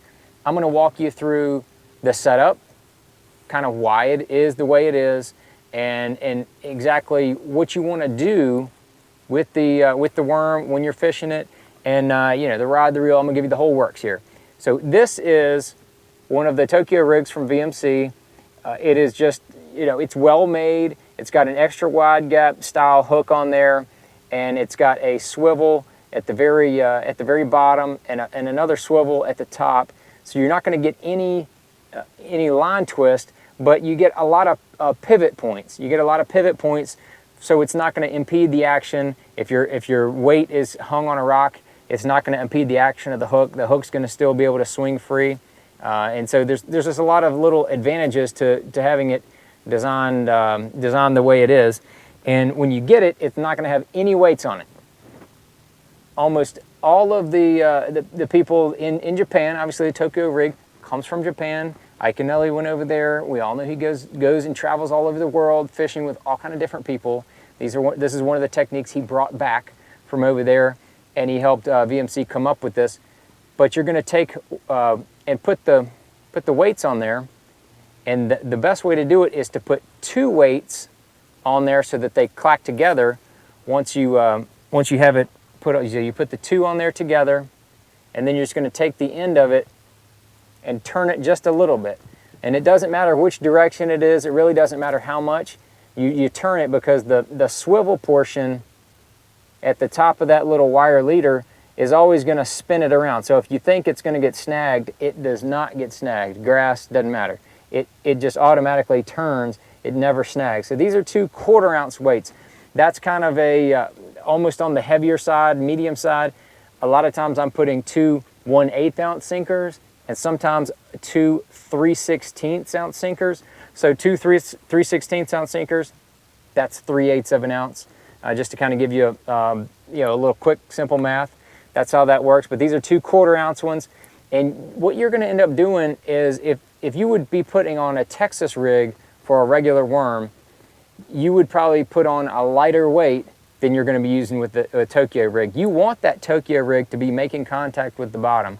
You want that thing to be dragging through some dirt. You want it to be clacking against the rocks. You want that kind of stuff. And then by having 2 weights on there together, you can hear those weights as it comes over pieces of cover. Those weights are going to separate, and then they're going to clack back together. So you get that little bit of ticking to draw their attention to the worm. And that brings us to the business end of the Tokyo rig, the plastic. What are you going to put on there? You can put creature baits on there. The creature baits work very well. I've caught a lot of fish on creature baits with with the Tokyo rig. But really, what they use over in Japan, and it really got my head spinning, is they use longer worms that have some substantial mass to them, like this here. This is a worm that I designed for missile baits. It's called the Quiver 6.5. There's a smaller version as well, but the worm has got some mass to it. It's a soft worm. So what that does is, by having a longer worm with some body to it, that longer worm is going to be able to undulate as the pivot point at the front. As the front part is Texas rigged, as this part is moving, the rest of the body is gonna still be able to wave, still be able to undulate. If the rest of this body doesn't have any mass to it, any size, you're not going to get that waving action from the rest of the whole worm. It's gonna that body on the back end is going to cause the whole worm to swim up and down and to undulate. That's what's really going to draw the strikes by this system, because remember, it's going to be kind of connected to the bottom, pegged to the bottom. As you're dragging it or hopping it or shaking it, that's when that worm that has that longer body is going to be able to undulate. And things with ribbon tails, they can work, but the ribbon tails or anything with any type of resistance is going to pull in a straight line. You're not going to get that undulating action like you do from a drop shot. So you might say, well, if it's going to work just like a drop shot, why don't I just throw a drop shot? Well, I can tell you right now, I've got 18-pound test, 18-pound sunline fluorocarbon on my main line. If I could fish a drop shot with 18-pound test to where I can really set the hook, I can get those fish out of cover, and then I can just boat flip them and not have to worry about them coming off, that's what I'm going to do. And that's kind of where the Tokyo rig comes in very handy. But you're going to take the worm and you're just going to Texas rig it real basically. We're just going to go through the head just a little bit, slide it down there. You're going to pull it back up. Ready, you're going to measure it. I'm ready. Make sure We're it's live. We're back. Hey everybody, welcome back to Bass University Live. It was great talking with John Cruz and walking through the St. Johns River tournament, and learned a lot of interesting stuff. Talked about some spawning fish too, but we've got a really cool interview coming up with Cody Huff, and I want you guys to stay tuned for that. A college kid is just crushing them. Just won a FLW tournament down on Toledo Bend. Riz, how we doing on IMs? We got some people that we need to talk to? Yeah, we're doing great interaction tonight as always. We really appreciate that. And our very own Wild Bill, Pete, would like to know your thoughts and your feelings on your invitation to the National Professional Fishing League. Wild Bill, it's good. Hey man, the National Professional Fishing League has invited me to compete in their tournaments, which start in 2021. 2021? Yep, 2021. Okay. And so I'm thrilled to be in the first round of invites. Paul Benson, who we have a great relationship with, Cash and Fishing Rods. He's like the hardest working guy I know, and he's behind this, driving this. He's one of the people that's going to pull this off. And when Paul sets his mind to something, it gets done. And I appreciate the fact that they've invited me to compete. I love it. You know what my favorite thing about this new tournament trail is? They have fall tournaments. Oh. I am super excited about that. I know you're not because you catch all the spawning fish, but I like fall fishing. I don't know anything about this as far as I've heard of it, but I don't know any of the details at all. Well, that's one of the key details that I really like, because when I first started fishing, Brian, way back when I was easing the jib, Pirate Pete. Yeah, we started our season in the fall. I don't know if you remember that, but I loved it. Wow. Like they would have the classic in the summer, and then the new season would start in the fall, and we would fish, 2, maybe 3 tournaments, sometimes more, right through to December, and that would be the start of the season. And for me, it was amazing because I scored so many points. The fall crankbait bites were hot. The northern smallmouth tournaments were hot. It really enabled me to get into the classic much easier. Yeah. And it was just great for my strengths in fishing. So I'm really excited about that. I'd say like June through December, I am very, very high percentage in scoring in the money and winning tournaments and finishing high. January through June, not near as high. I prefer the fall. Yeah, that's my favorite time to fish. I love that about it. I love the fall. So I'm tickled. I'm tickled to death to be invited to participate and look. One of the other things, Bass University, we've been building this business for the last decade, and I've really stepped down. I've kind of been in semi-retirement, fishing opens and some, series style tournaments, and I just love this stuff. When I get into the tournaments, I feel like I did when I first started fishing tournaments. It gets in your blood. Yeah. That's like Randy Blaukett said that. He said, I read that in one of his articles, that it just gets in your blood, and you can never stop, So I'm looking forward to future opportunities, and I appreciate the question, Wild Bill. For sure. You got another one there, Riz? Or? I think we got Cody actually ready to rock and roll here too. I see him. He's fresh off of his FLW win. And he's getting ready for his classic, just dominating out there from Bethel University. I'm really excited to have you with us tonight. Is Cody Huff. How are you, buddy? I'm doing great, man. Thanks for having me. I sure appreciate it. Well, I appreciate you cutting down your fishing time with Rick Clun so you could spend some time with us. I'm not sure I would have done that. Nah, we didn't do much fishing. We went out and played around, looked at some new electronics and stuff like that. That's very cool. Are you? It's so awesome that Rick Clun. I guess you guys are friends. Maybe he's your mentor. Are you teaching him the ropes on all these new high tech sonar, options that are out there?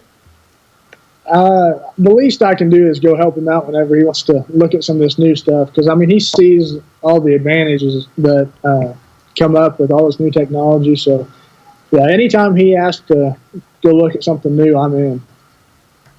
Yeah, I would be in too. I've known Rick for quite a few years, and he offers a lot of wisdom. But you're coming out of the gate here, man. You're just doing stuff that kids don't do, and I don't mean to call you a kid. You're 22 years old, but you're so young. You're having a lot of success early.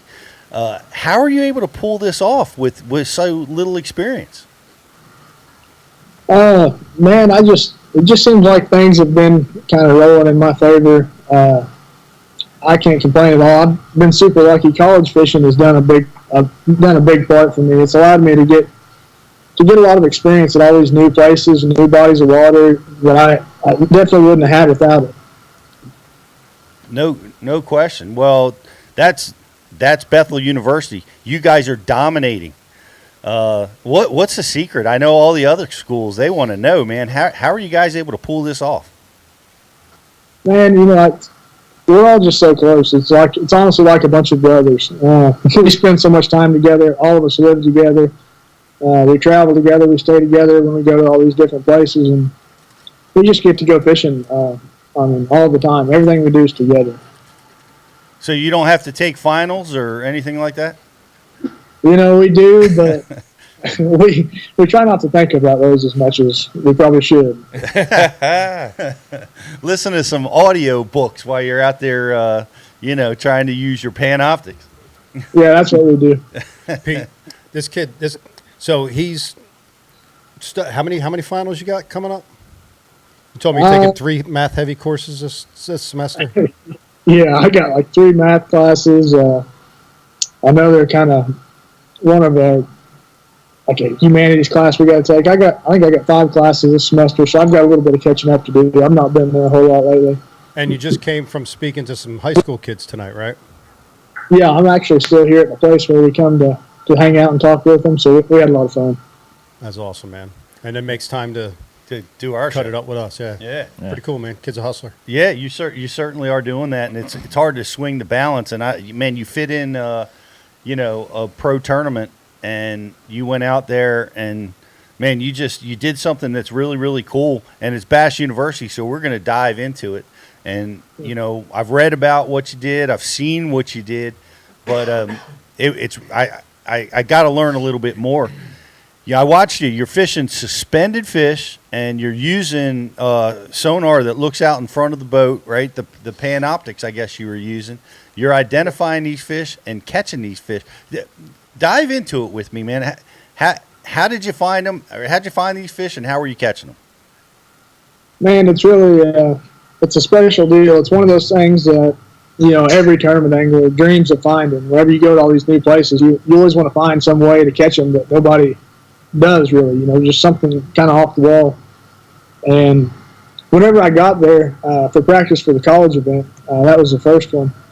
The water had been pretty warm, and all the bait seemed to be moving into the creeks. You'd see them popping on the bank. There's some fish schooling in some of these creeks. They got a good warm rain, and it was sucking all the bait fish into these creeks and short pockets and stuff like that. And we got a super hard cold front. They don't have just a whole lot of cold weather down in Texas, or they haven't this year. And that hard cold front just seemed to push all that bait out into these drains and on these big flats. And it seemed, the first day of the tournament, I ended up catching them. I caught them in the mouths of the creeks where I found them. Second day, I caught them, 700 yards from where I found them the first day. And by the third day, I caught them out of the main river channel. They constantly move. Man, that's covering a lot of water. Yeah. And it's pretty cool that you were able to do that. That's a veteran move to be able to move with those fish. And I watched you. The FLW's got a really cool clip of you catch. I think you even caught that 8-pounder on the FLW. But what I noticed was I couldn't understand. Were you fishing ditches, points, timber lines, isolated timber, or were you just absolutely looking for schools of bait? What exactly were you fishing? Well, see, the bait would seem to relate when the sun would shine. The bait would relate more to those creek ditches or subtle depressions or river channel. That's whenever the bait would kind of hang around those ditches. But day 2 was actually my best day, and it was super cloudy that day. I thought it was going to be a lot tougher. But it seemed, for some reason, the bait grouped up really well, and they were just on a big flat. They didn't hang in the ditch that day. It just seemed like it changed every day, and there was really no rhyme or reason to what they were going to do that day. You just had to stick with it and put your time in and hunt for them until you found them. And once you found them, it was over from there. As long as you got them in the boat, you were around them. Tell me about the hunt. How are you hunting these fish? They're moving. They're in the ditches or on the flats, moving all over. You hunting them with your outboard? You hunting them on the trolling motor? How you relocating them? To actually find them, I was finding them on the outboard. I would just crank my side scan way out so I could cover a lot of water. And once I found the areas that these schools were in, I was hunting them on my Garmin. I was putting the trolling motor on high and just covering a ton of water. It seemed like once you finally got around the bait, you'd get around those schools of bass. But it was really weird because early in the morning, the bait would kind of be scattered, the bass would be scattered, and you'd have to actually catch like individuals or groups of 2, groups of 3. You know, it made it super, super difficult. But it seemed like every afternoon they would finally get in those big schools, and when they got in those big schools, it was a lot of fun. Looked like a lot of fun. Yeah, I mean, dude. So you were getting them on a spoon, right? Is that correct? Yeah. I caught 99% of them on a spoon. Yeah, to me that's true power fishing. To me, is spoon fishing, man. And you were doing it like explain this to me, because I fish a spoon a lot. I have a fair amount of experience with that, and I watched you, and I read what was written, and I watched it, and it looked like you were fishing on the bottom, but you weren't, were you? You were fishing for those fish right under the schools of bait. Yeah, and it was really cool because sometimes the bass that wouldn't even be sitting on the bait, but I would catch them swimming by the bait, and I would be able to see them down there, and I could actually kind of follow those schools even when they weren't in the bait eating. And that was really the best time to catch them. If you could catch them whenever they weren't in the middle of feeding, if they were just roaming, if you could get your spoon into one of those 10 to 15 fish schools when they were roaming, I mean, they were going to bite immediately. You could watch them, just the whole school, they would come up and meet your spoon. And I mean, they'd eat it before you ever got to jerk it a lot of times. It's pretty awesome. Wow. It was awesome to watch.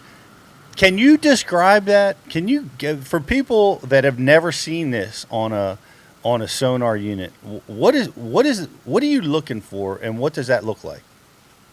The easiest way to show it, like I've got videos and stuff on my phone of just being able to watch them do it, but I mean, it's kind of hard to explain, but basically, like if you're using your side scan and down imaging your scan, and then you see these big schools of bait that are maybe 200 yards long and 20 feet high, that's what you're looking for. You find these big giant schools of bait, and that's a giant school of bait. Yeah, you get around all the bait, and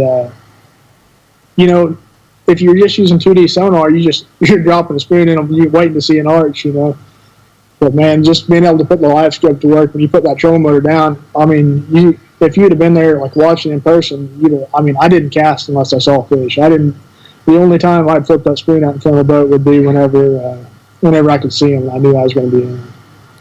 I saw that. I saw that. I saw you holding your cast. Waiting for those marks to show up. So you would drop it down. If you saw them at 10 feet, you'd count down a few seconds and start popping that spoon. If it was 30 feet, you'd count down a little longer and start popping that spoon. Yeah, it's actually even a little easier than that. There's no counting down. You'll see me panning around with my trolling motor a lot. Whenever I flip the spoon, I can see it whenever it goes in the water, and I can watch it fall all the way to the fish. I mean, it's an amazing piece of technology that if you use it if you use it to its full capabilities, I mean, it opens up a whole new world, because even I would see fish every now and again, just groups of 2 or 3 that were swimming really high, and they were only probably 6 or 7 feet down. I could pick up a little swim bait, and I could throw it out there. I could watch it hit the water, fall right to them, and watch them come bite it. I mean, it's literally, I watched every single fish I caught for 6 days straight of a tournament. I watched them eat it, no matter where the cast was at, even if they were 60, 70 feet in front of the boat.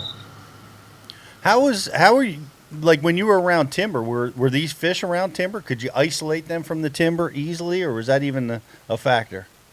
These places that I was, like my best places, didn't really have much timber. They were really just, one of my best places was a big flat, and another place was just a subtle creek ditch that didn't have any timber.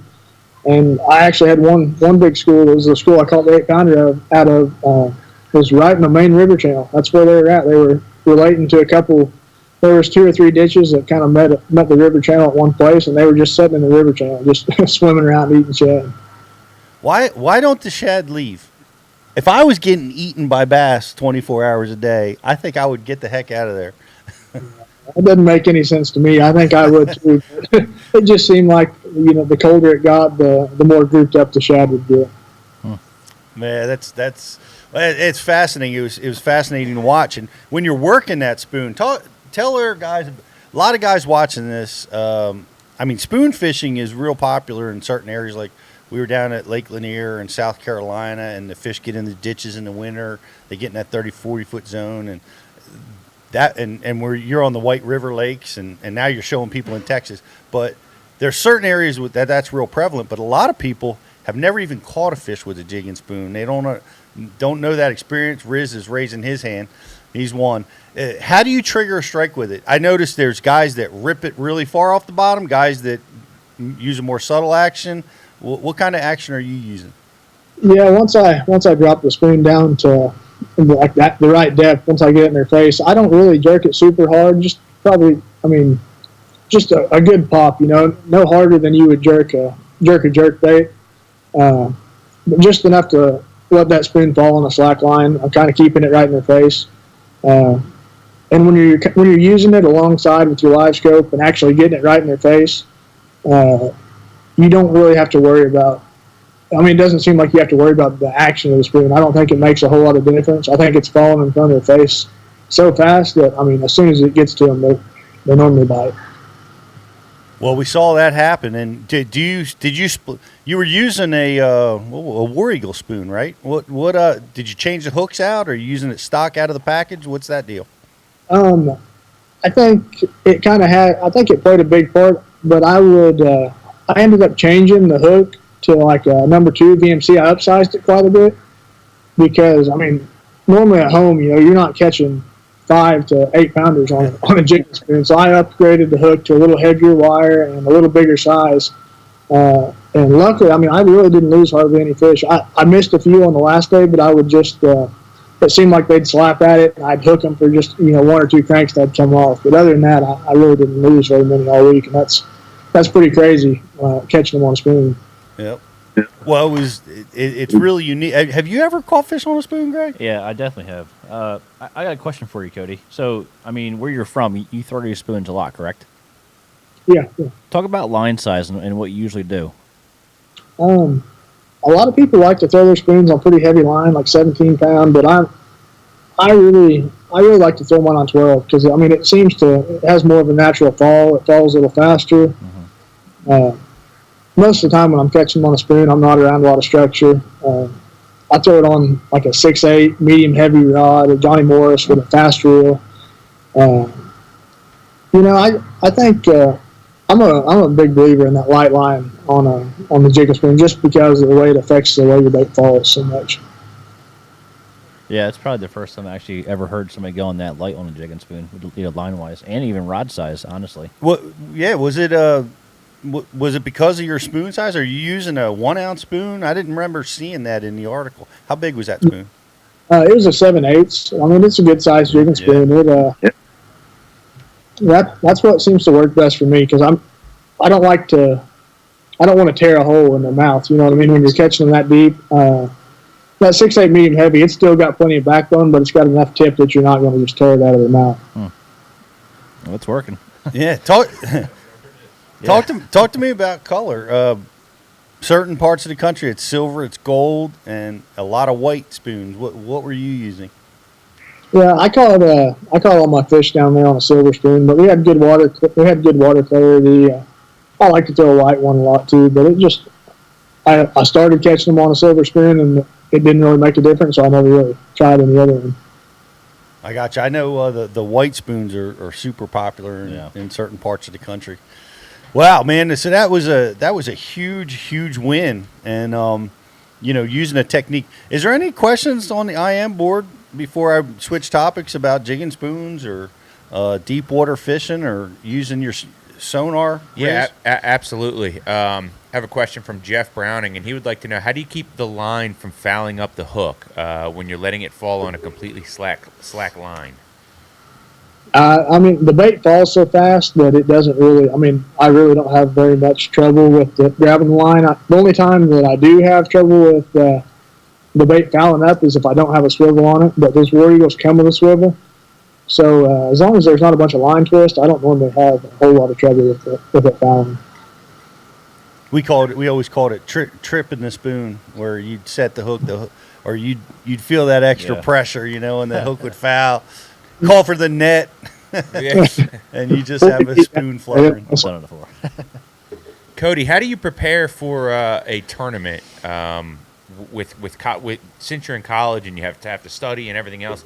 Talk about some of your tournament preparation methods to balance that with school. Yeah, how do you multitask? Because Rich has trouble staying on topic when the fish are biting. And I do all my school stuff at nighttime, like when we get back. But as far as like going to all these new places, my favorite thing to do is just to get a good look around at the whole lake and spend a lot of time, on the big motor scanning, kind of getting an idea where all the bait's at and where you're seeing fish, what areas of the lake, clean water, dirty water. I just like to kind of really know what's going on there, just kind of get a finger on the pulse of what's going on. Doing fishing all day, doing homework at night. Yeah, absolutely. Whew. Now that's a full day. Yeah. Well, did you win? You won a lot of money in this tournament, man. What's the payout on an FLW? It was about 35,000, no contingencies or nothing. So I mean, that's a pretty good lick for a college guy like me. Wow. Yeah. You must be the big man on campus. Are the girls chasing you down, looking looking for a date? My fiance was posting pictures saying she'd beat him with all kinds of stuff like that, so they've been backed off. Good for her. She's protecting what's hers. Cody, what's your favorite way to catch them? I don't really have any particular favorite way to catch them. I love catching them on a rattle trap and stuff like that. Whenever you're catching big schools of fish, and you just smile before you make the next cast because you're going to catch another one. That's probably my favorite way to catch them. Cool. And I got one more question from Eric on the message board, and he wants to know, is your degree going to supplement your fishing, or is your fishing going to supplement your degree? That's a great question. I like that. Hopefully the second one, but I'm going to get a business degree while I'm there, so I think they'll both bounce off of each other a little bit. Is your goal to be out on tour? Oh, absolutely, man. That's what I've dreamed about since I was a little kid, waking up and watching Bassmaster on Sunday mornings. I mean, that's as good as it gets. And you're fishing the opens this year, right? Yeah, fishing all the opens.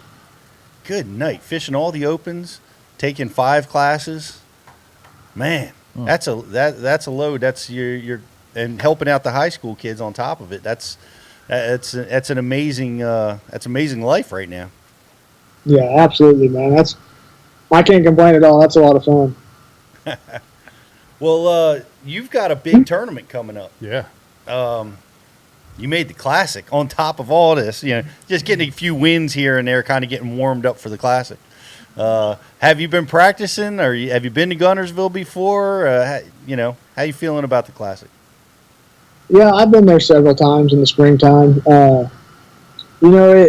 Whenever I first moved to Tennessee, getting to live on Kentucky Lake for a couple of years while the grass was still good, I feel like that's really helpful because I've been lucky enough to have a lot of experience on the Tennessee River in the past 4 years, and I'm super thankful for that because I think that could be the time where it really pays for itself. I'm excited. I think it'll be a lot of fun.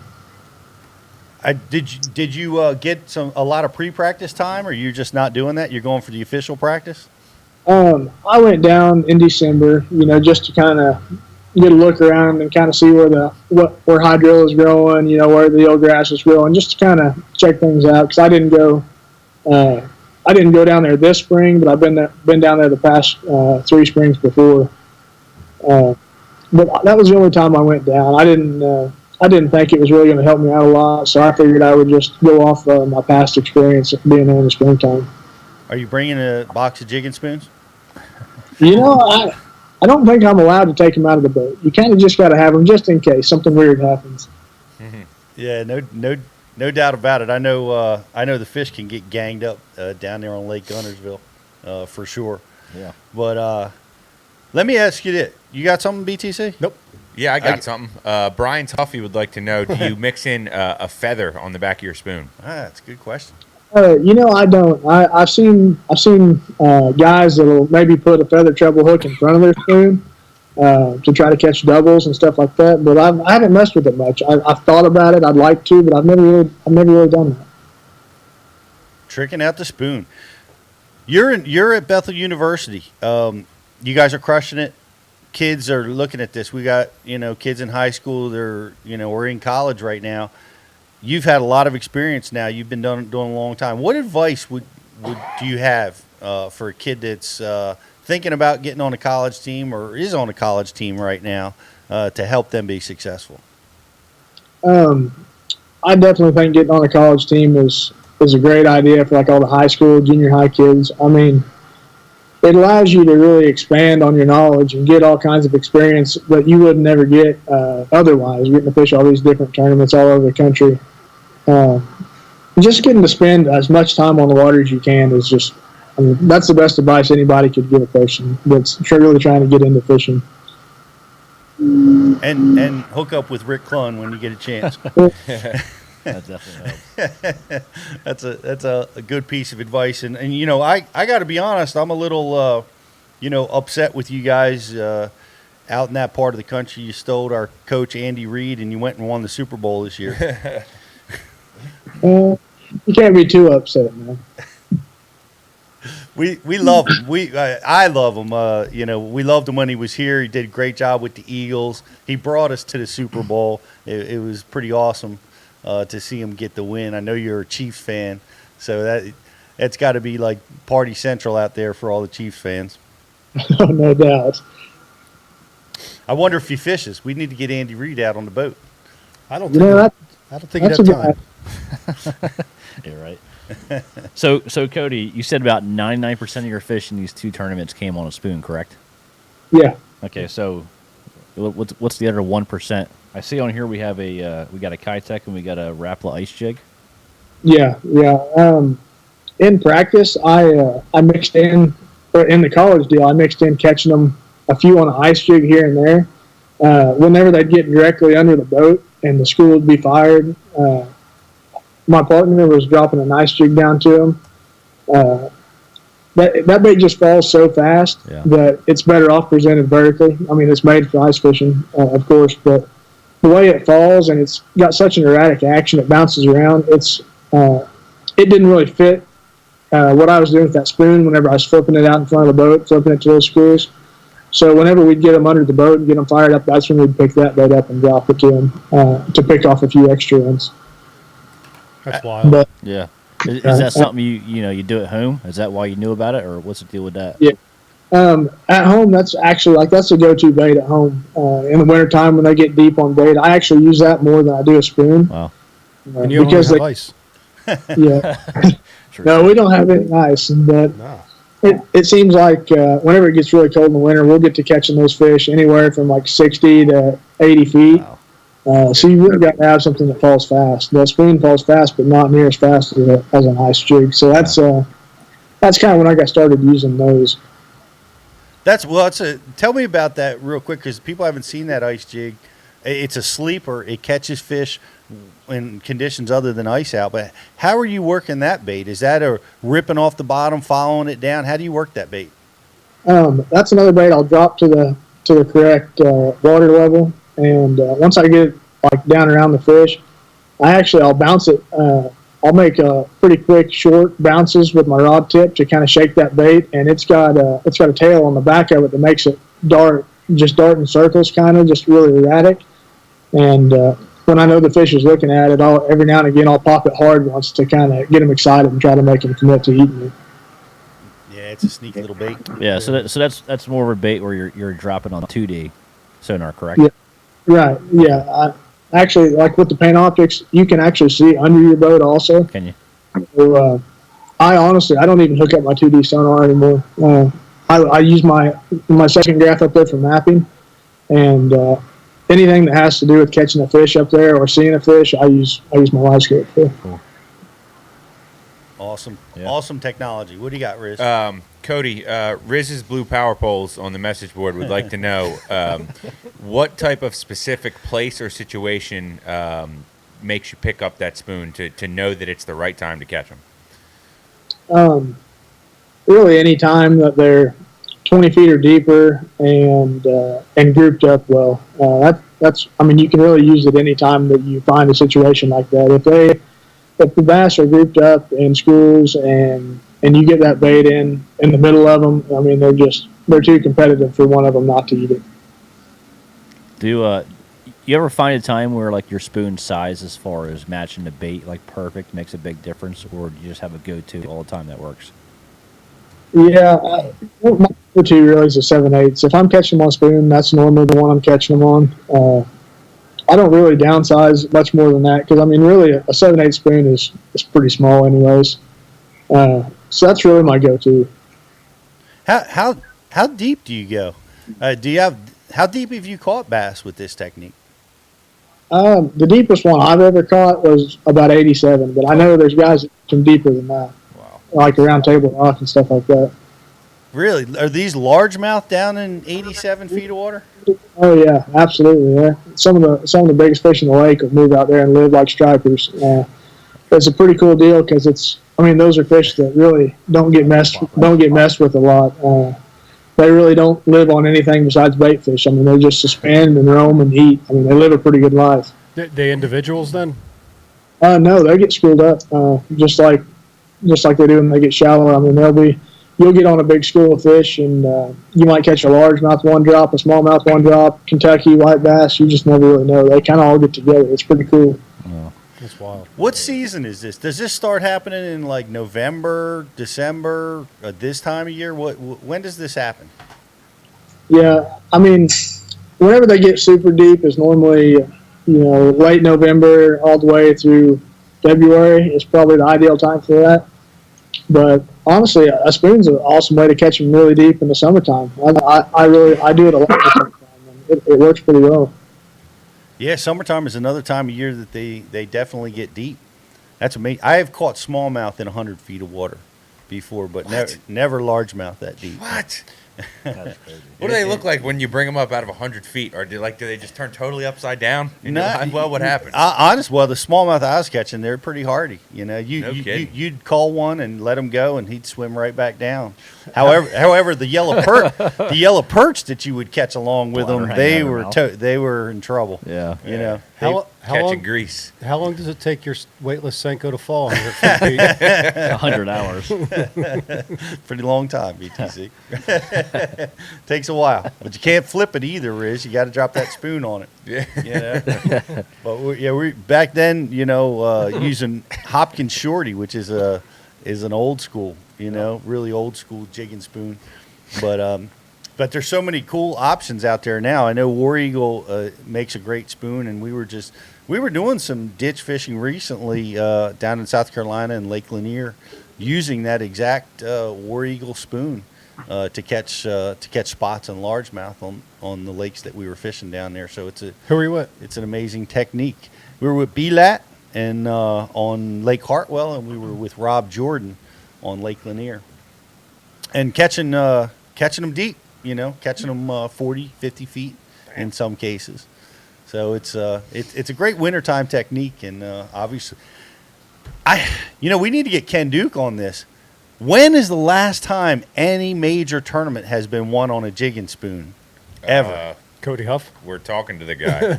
I understand. Before that, I can't think of a single time. I mean, I can't remember. Do you consider MLF like cup style events major tournaments, or? Yeah. Yeah, because James Watson won. Well, that's true. He was like flipping it into marina slicks. Sure, yeah. Well, that's a flutter spoon, right? Do you consider James Watson a professional? lot of questions here. Good questions. Not good answers. Yeah. But the flutter spoon I put in a completely different category. But I guess you really do got to put that in the spoon category. Yeah. It does things a lot differently. But speaking of that, like you opted for a really short, compact spoon for your fishing. Did you try a flutter spoon? You just needed, or was speed the most important part of your approach? Yeah, speed was the most important part when they got out. The first day we found them, whenever they were more so up in the creeks and they were a little shallower. Actually, the first school I found, they were super shallow and they had some bait pushed up. And I actually reached in the box and pulled out a flutter spoon and threw over there. And I threw in the middle of about 50 of them. And my spoon fell about 5 feet and I caught like a 4 And I was like, oh man, this might be kind of special, you know. And that's what keyed us in to being able to follow those fish as they moved out with the cold front. You saw some giant schools of bass too. I think you were calling it a mega school. That must be an awesome sight. You're in the middle of a tournament. You scan over there and you see the mother lode. You must have been shaking. Oh man, so the last day, I thought it was going to be a really good day, but it got really cold that night, and the bait like never set up all day. And I think we had to weigh in at 2:30 that day, and I knew that. I was like, man, that could hurt me, because several days I caught them late, and I finally pulled up on one of my places at probably 1:30, and one of those mega schools was there, and like first flip I catch one like 3 1/4, and the second flip I catch an 8, and then third flip I catch my 5th keeper with like another 3-pounder.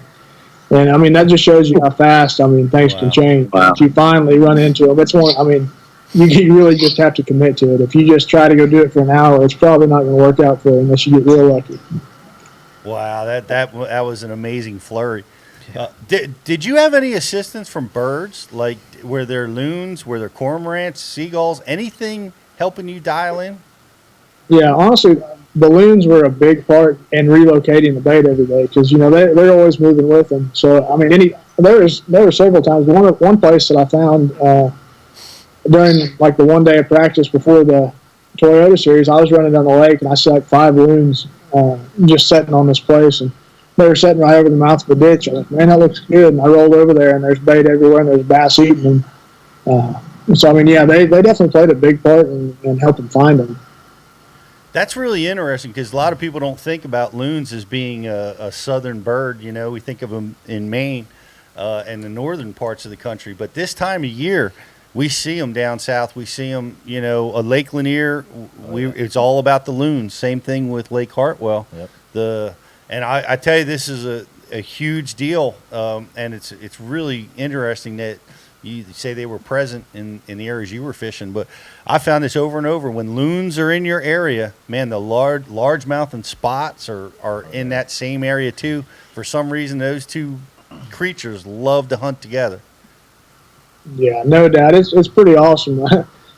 I kind of learned a lot about the birds when I'm being around them, and you wouldn't believe how deep they can dive watching them on that live scope. I mean, you could watch them go down, 30, 35 feet, swim in circles, eat stuff, being right beside the bass and come back up.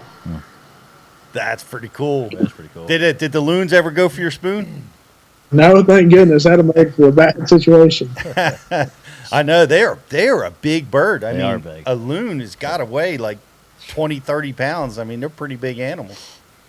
It's like a turkey on the lake, Pete. Exactly. Yeah. So Cody, prior to your college tournament, were you signed up for the FLW tournament? No, man, I wasn't. That's what I'm talking about. My man. Jackpot. That's it.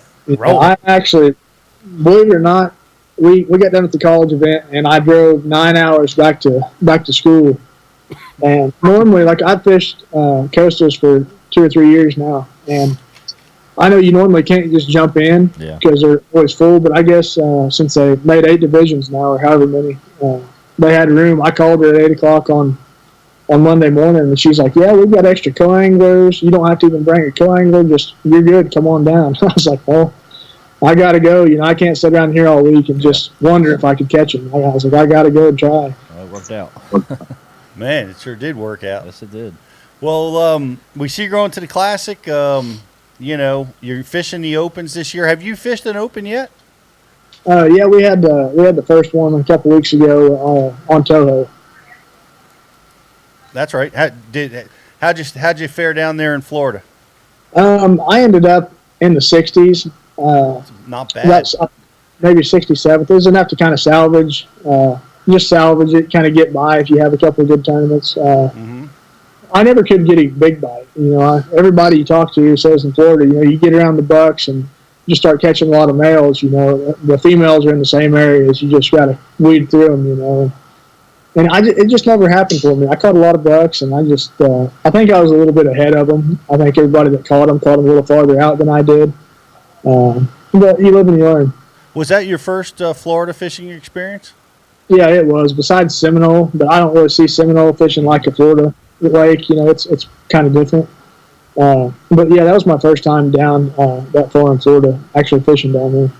Yeah, it's definitely a unique part of the country. You know, the fish, they're differently. There, a lot of guys get thrown curveballs, and I'm telling you right now, for your first effort in Florida, 67th place is not a bad finish. You're still going to be in possible contention to make the elites and do whatever you need to do over there. That's not a deal breaker. That's a pretty darn good finish when you have 230 boats in the tournament. Not bad.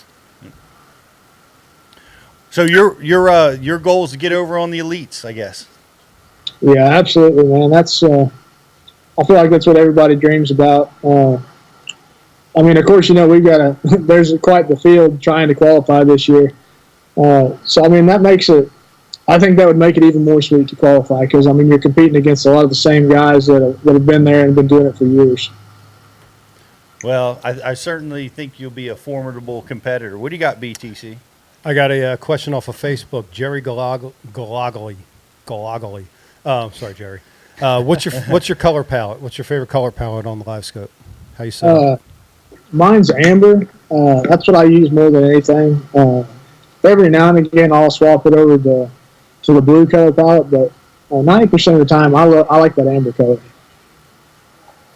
How does that make the fish pop when you're amber? When you have an amber palette, what do the bass look like? What color do they come up?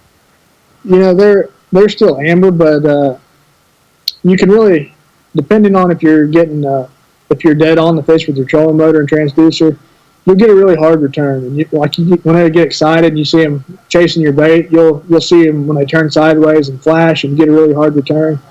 It's really pretty awesome. I mean, it's kind of it's not that new, but you don't see a lot of people talking about it. You know, and that's definitely a special tool.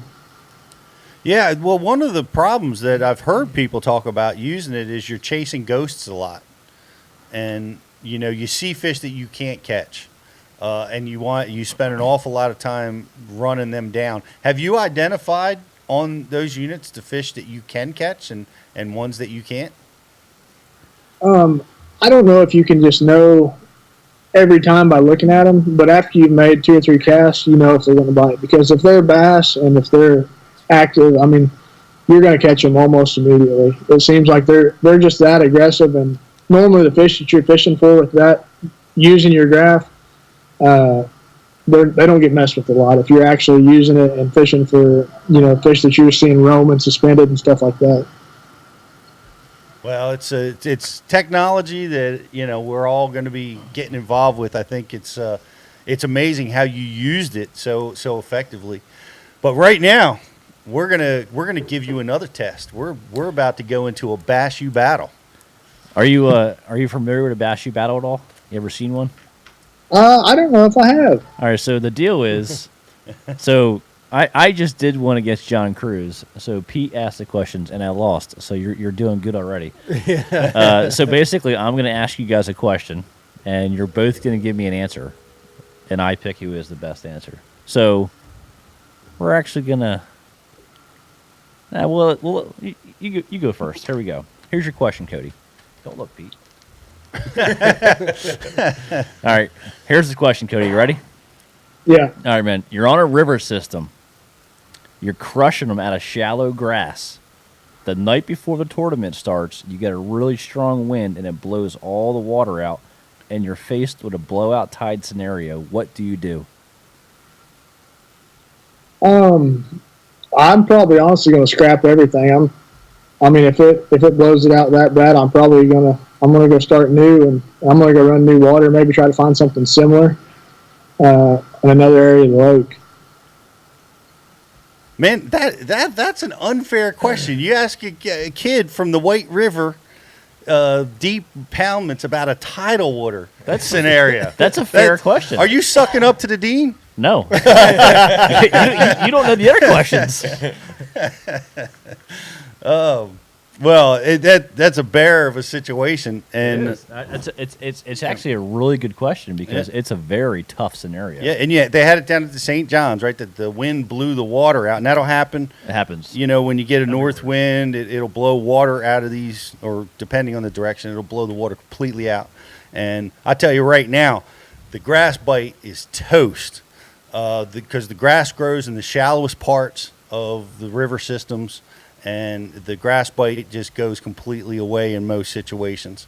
So when I see that, I'm going to be looking for anything adjacent to where those grass beds may be that's hard, that's got deep water, rocks, barge systems, because we got a lot of barge systems in most tidal waters from all the years of travel from those types of things. But rocks, barges, points, docks, deep docks are an amazing solution when you absolutely blow the water out of a scenario. And it depends on the habitat, depends on the time of year. You know, it could be anything from cranking to flipping to, you know, throwing a Senko, which would probably go. Boo, Pete lost. Minus points. Yeah. Minus points. But here it is, hard cover. I'm targeting hard cover that has depth on it, that's adjacent to the grass beds. That's how I'm getting out of that deal.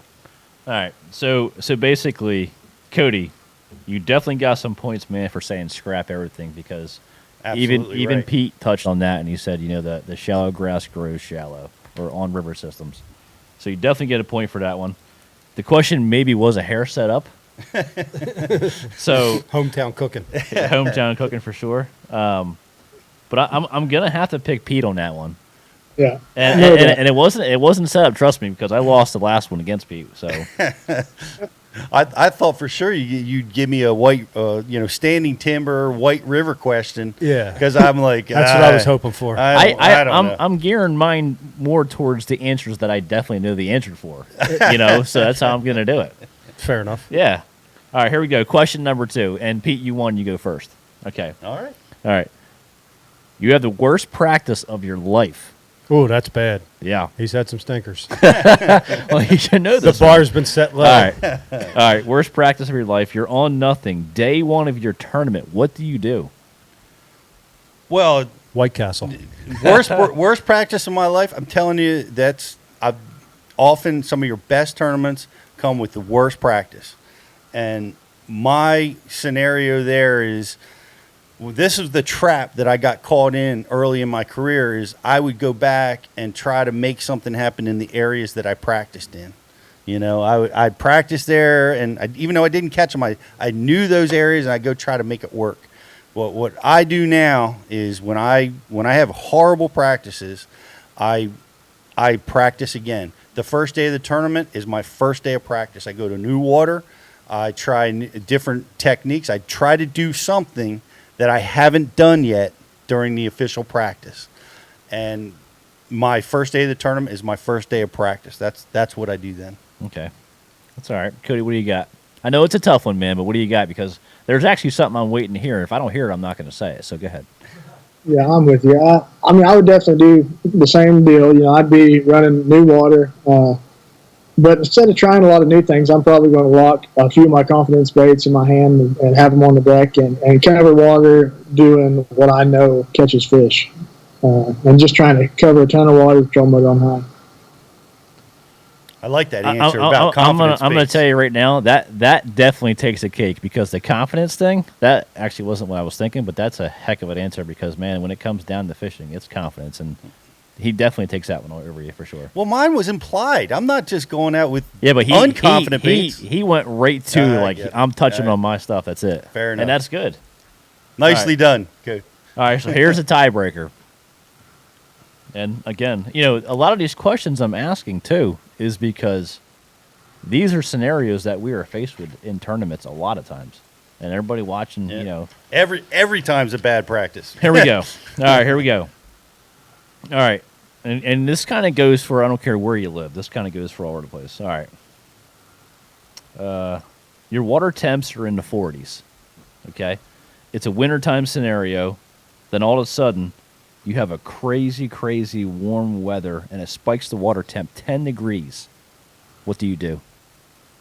Wow. 10 degree. Am I going first? I don't know. You guys should do like rock, scissors, paper or something on this one.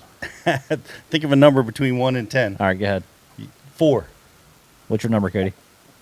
6. That's it. 6 was it. Oh, you got it. He's You- already winning. So you can defer or You- go first. What do you want to got do? a point for that. Just to let you know that. Pete's got it. Pete, go ahead. All right, man. This is kind of tricky. I got lots of questions. You know, are we in a Florida body of water, super shallow? Are we in a real deep place like out there at Table Rock? The water temps are in the 40s. So it's not Florida. No. No. So it's got to be up. But here's how I'm going to answer it. If it's a shallower water fishery, it's got a lot of shallow flats. A 10 degree change in that shallow water can create some opportunities that you want to definitely look into.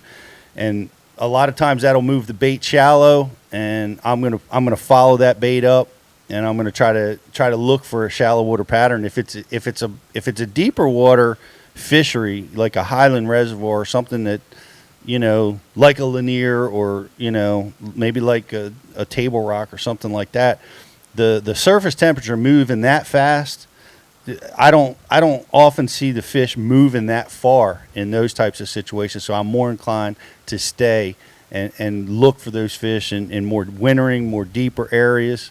So that's my answer. I'm gonna, in a highland type reservoir, I'm gonna fish deeper. In a shallow water fishery, I'm gonna react and I'm gonna attack those shallow water fish. All right. What do you got, Cody? Well, it's probably a surprise, but we got a deep, clear lake. I'm probably going to go try to live scope them up on a spoon or a swim bait or something. Yeah, I'm gonna fish for those fish that are still in their wintering areas. And of course, if you got somebody who's got some dirty water, you know, it doesn't ever hurt to go to those first transition areas and kind of concentrate on some of that hard cover. Those big kind of laydowns, stump fields, you know, docks with the black floats and stuff like that, you know, pitch a jig on the backs of those, going into the spawning areas and stuff like that if I've got a little color to the water. All right. Well, I think both your answers are very good, honestly. But the only thing I can say is I lost last round, and Cody guessed number 6. Cody, you're the winner, buddy. Sorry, Pete. That's an unfair assessment. So was mine. Hey, congrats. Look at that. You continue in the winner's circle. That's it, man. You took down the dean, the youngster versus the veteran.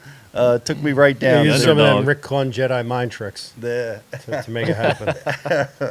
That's good. I like that. I like what you talked about, though. Like, even though there might be some shallow water movement, you're gonna stay out and try to catch them, you know, in that deep water zone, and I think that's definitely a good tool. Yeah. A good thought process. But man, you've got your arms around this sport. You're really off to a great start. You got a lot of confidence with these wins that you're getting, and you know, I'm really excited to continue to watch your career grow, Cody. It's going to be amazing to see how you do in these next couple tournaments, and I'll definitely be watching you down at the Classic and wish you best of luck down there. Yeah, I really appreciate that, man. It means a lot. It really does. It's always awesome to have a few guys behind you keeping up with you all the time. Well, absolutely. We'll definitely be watching. I hope we don't see you at the Classic booth. I hope you're out there and making the cuts all 3 days. But in the case you don't, I hope maybe you'll come by and see us at the Bass University. We'd love to see you. Absolutely, man. No doubt. Awesome. Well, good luck. Good luck with the rest of your college career. And good luck at the Classic. We'll be watching, and we'll catch up with you real soon. Thanks so much for being with us on the show tonight. Cody Huff. Cody Huff. Cody Huff, thank you. Thanks, buddy. The man.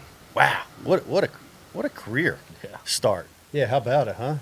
Good night. Yeah. It took me 3 years to get a win, and I thought that was like amazing. You know, it took me another like almost 8 or 9 years after that. And he's just out of the gate, man. it's just crazy, man. Killing it. Yeah. Just killing it. So hard. Got Rick to Clun do. telling him all the secrets. Yeah, you know, I mean, that helps. I mean, Rick Clun advising anybody, he's such a cerebral guy and he's seen so many different things. but you got to be open to listen. You got to be able to use it too. That's hard too. Yeah. You got to put the time in on the water, and that's what he's doing. I can't imagine going to school where I'm fishing all day and doing my schoolwork at night. I don't know how and he's got a fiance. Kid's dialed, man. Yeah. He's focused. He's right there. Look out. Wow. Look fiance. Look out, everybody. Well, hey, I appreciate everybody being with us tonight. Anybody you want to shout out to, Riz? Yeah, we got a trivia question coming up. Oh, we too. got a trivia question. Yeah, for the Megatron. We got a few things. Trivia, Facebook like and share. We got to announce the Facebook like and share. Out, by the way, there's a couple minutes left. Anybody on watching on Facebook, like and share this live feed, and we're about to announce a winner and pick a winner and announce it in a few minutes. So there's a like and share prize pack. Rich has the secrets, holds the info to that. All right. But yeah, dude, 3 guys on tonight's show that are going to be competing in this year's Classic. That's pretty wild. Yeah. That is wild. Yeah. How are you feeling about the Classic? You know, I really don't know because I hear so much stuff about, man, there's so much going on. There's this. John Cruz was like, you know, it's a tournament. The guys that fished it are going to have an advantage because they know how to think. I think the opposite. You know, I think not going to it is probably an advantage because you just get there and do your thing. Right. You know, you're not worried about. That can be an advantage. Yeah. I mean, dude, somebody's got to win it. You know, this year. Why not you? Why not me? Darn right. Yeah. I mean, that's you know, I talked to you briefly about it. Getting caught up in the hoopla of the Classic is a pitfall that you can get trapped in on your first Classic. And you want to try to stay away from that. There's so many people tugging at you, the media, the dinners, the award things, the appearances you got to make that get in the way of your thought process, get in the way of your strategy and your fishing. Has anybody ever won it their first try? Yeah. Oh, yeah? Yeah. Well, Brian Kirchel did. That's the first one off the top. Second try. That was the second try? Second try, yeah. Okay. He was last place the first try. There goes that trivia question. That's a great trivia question. Oh, that was it? It was on the list of possibles. That was gone. It's all right, man. That's good knowledge. Yeah. I appreciate you. Yeah, no problem. Yeah. Well, we can still use it. We don't have the answer, do we? He just said it. I just gave it away. Oh, you did? Oh, yeah. I didn't hear it say. Brian Kershaw finished dead last and then first. And first. Right. So he didn't win it the first time. Yeah. That was the question. Next question, please. We still don't know if anybody has won it the first time. Yes, that's a good point. Yeah. Yeah. Come on. But the last and first The first try. was the trivia question. I got you. Yeah. Okay. I'm sure there's somebody that's won It'd be it the nice first to have time. your first professional win be at the Classic. Wouldn't that Wow. Jordan Lee. that'd be a godsend, maybe. He didn't have an Elite Series win. I don't know. It was at his first Classic. Was it? But he won a Classic. Two of them. Yeah, he did. It might have been his first one. Might have. Yeah, I don't think he's got an Elite Series win. Call Ken. Look on the phone. Real Yeah. quick. I'll look right now. All right, so while we're at it, how many former Bassmaster Anglers of the Year are in the field for 2020, and what are their names? How many former, and what are their names? How many former AOYs, Bassmaster AOYs, are in the 2020 field? AOYs. Yep. Well, we got. And Rich, what is the prize pack? Something sweet? Is this for the grand prize? Yep. This is for the grand prize winner. The grand prize winner, you are going to get a Rapala Brat, a Rapala DT10, an Ike's mini flip from Missile, 2 Tokyo rigs, a Nico rig, a Bass University neck gator, an Arashi glide bait. What? Bum, and a Tackle Titan from TH Marine. An Arashi glide bait. There it is. That is valued at a $75, at least $75 I would say at least, boy. gift pack. So Yeah, Arashi's $38. I got a guess for this question. I got one too, but I can't say it. I got a guess. No, yeah. Right, well, I'm guessing. I'm checking Jordan. No, you'll out. wait your damn turn. It's a great trivia question. Indeed. and we have a winner. That quick. We have a winner. Yes. Scott Canterbury. One winner, one former AOI in this field, and his name is Scott Canterbury. And guess who the winner was? New York Chris. Riz's Blue Power Poles. He was the first to come in with the answer. Thank you, Riz's Blue Power Poles, for the correct Is that New York answer. Chris's new name? No, I don't think it is. Because I saw the customer number and I know New York Chris's customer number by heart. And it's not New York Chris. We love you, Chris. We love you, buddy.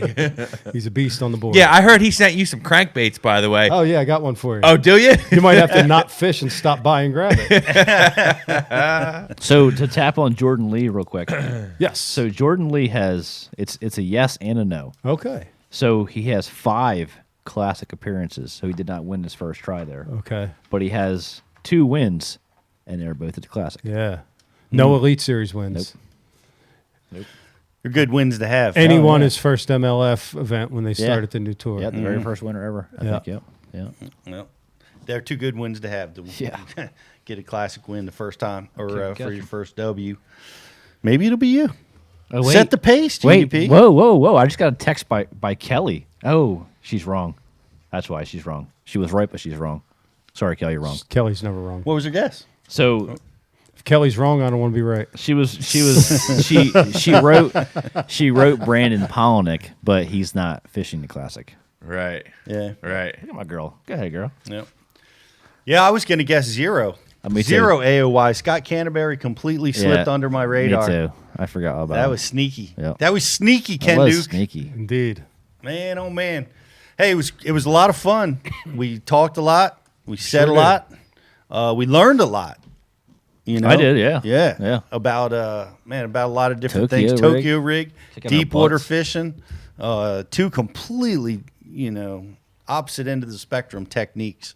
And guys, appreciate you being with us. We got so much more coming. We're going to have another Bass University Live coming up in just a few weeks. We will keep you posted on social media. We'll keep you posted on Bass U TV. Go over and subscribe to Bass U TV, guys. Use the code BU Live 30, and that's going to get you 30 days free. What do you guys got? We got one more thing. We're giving away one more prize back, and that is for our Facebook like and share winner. I won that one, right? No, you didn't. Actually, the winner of that was James Miller. Congratulations to James Miller. James Miller on Facebook. You won the Facebook like and share package, and that is a missile mini flip, a DT6, and a TH Marine prop nut. Congratulations, James Miller. By the way, Congrats, Jim Jim. Miller just fought this past weekend. Did he? Yeah, I think he had a split decision loss. Ah, right. I didn't get to see it. I was at Dave's place. Yeah. But Well, shout out to Jim Miller. yeah. Tough guy, man. Oh my God. How many fights does he have left in him? He's fought so many. Yeah. Well, Tough sport. yeah, that is a real tough sport. By the way, I didn't mean to, take a shot at Jim about how many fights does he have left in him, because Mark Jeffries took a shot at me and he said, "Pete, do you really think you have the chops to compete out there on the national level?" What, were you on a show? On his show. He said that. Yep. And Matt said that a lot of guys that have been, picked for this tour are guys that have slipped through the cracks. Pete, how old are you? 52. Oh, you're good, dude.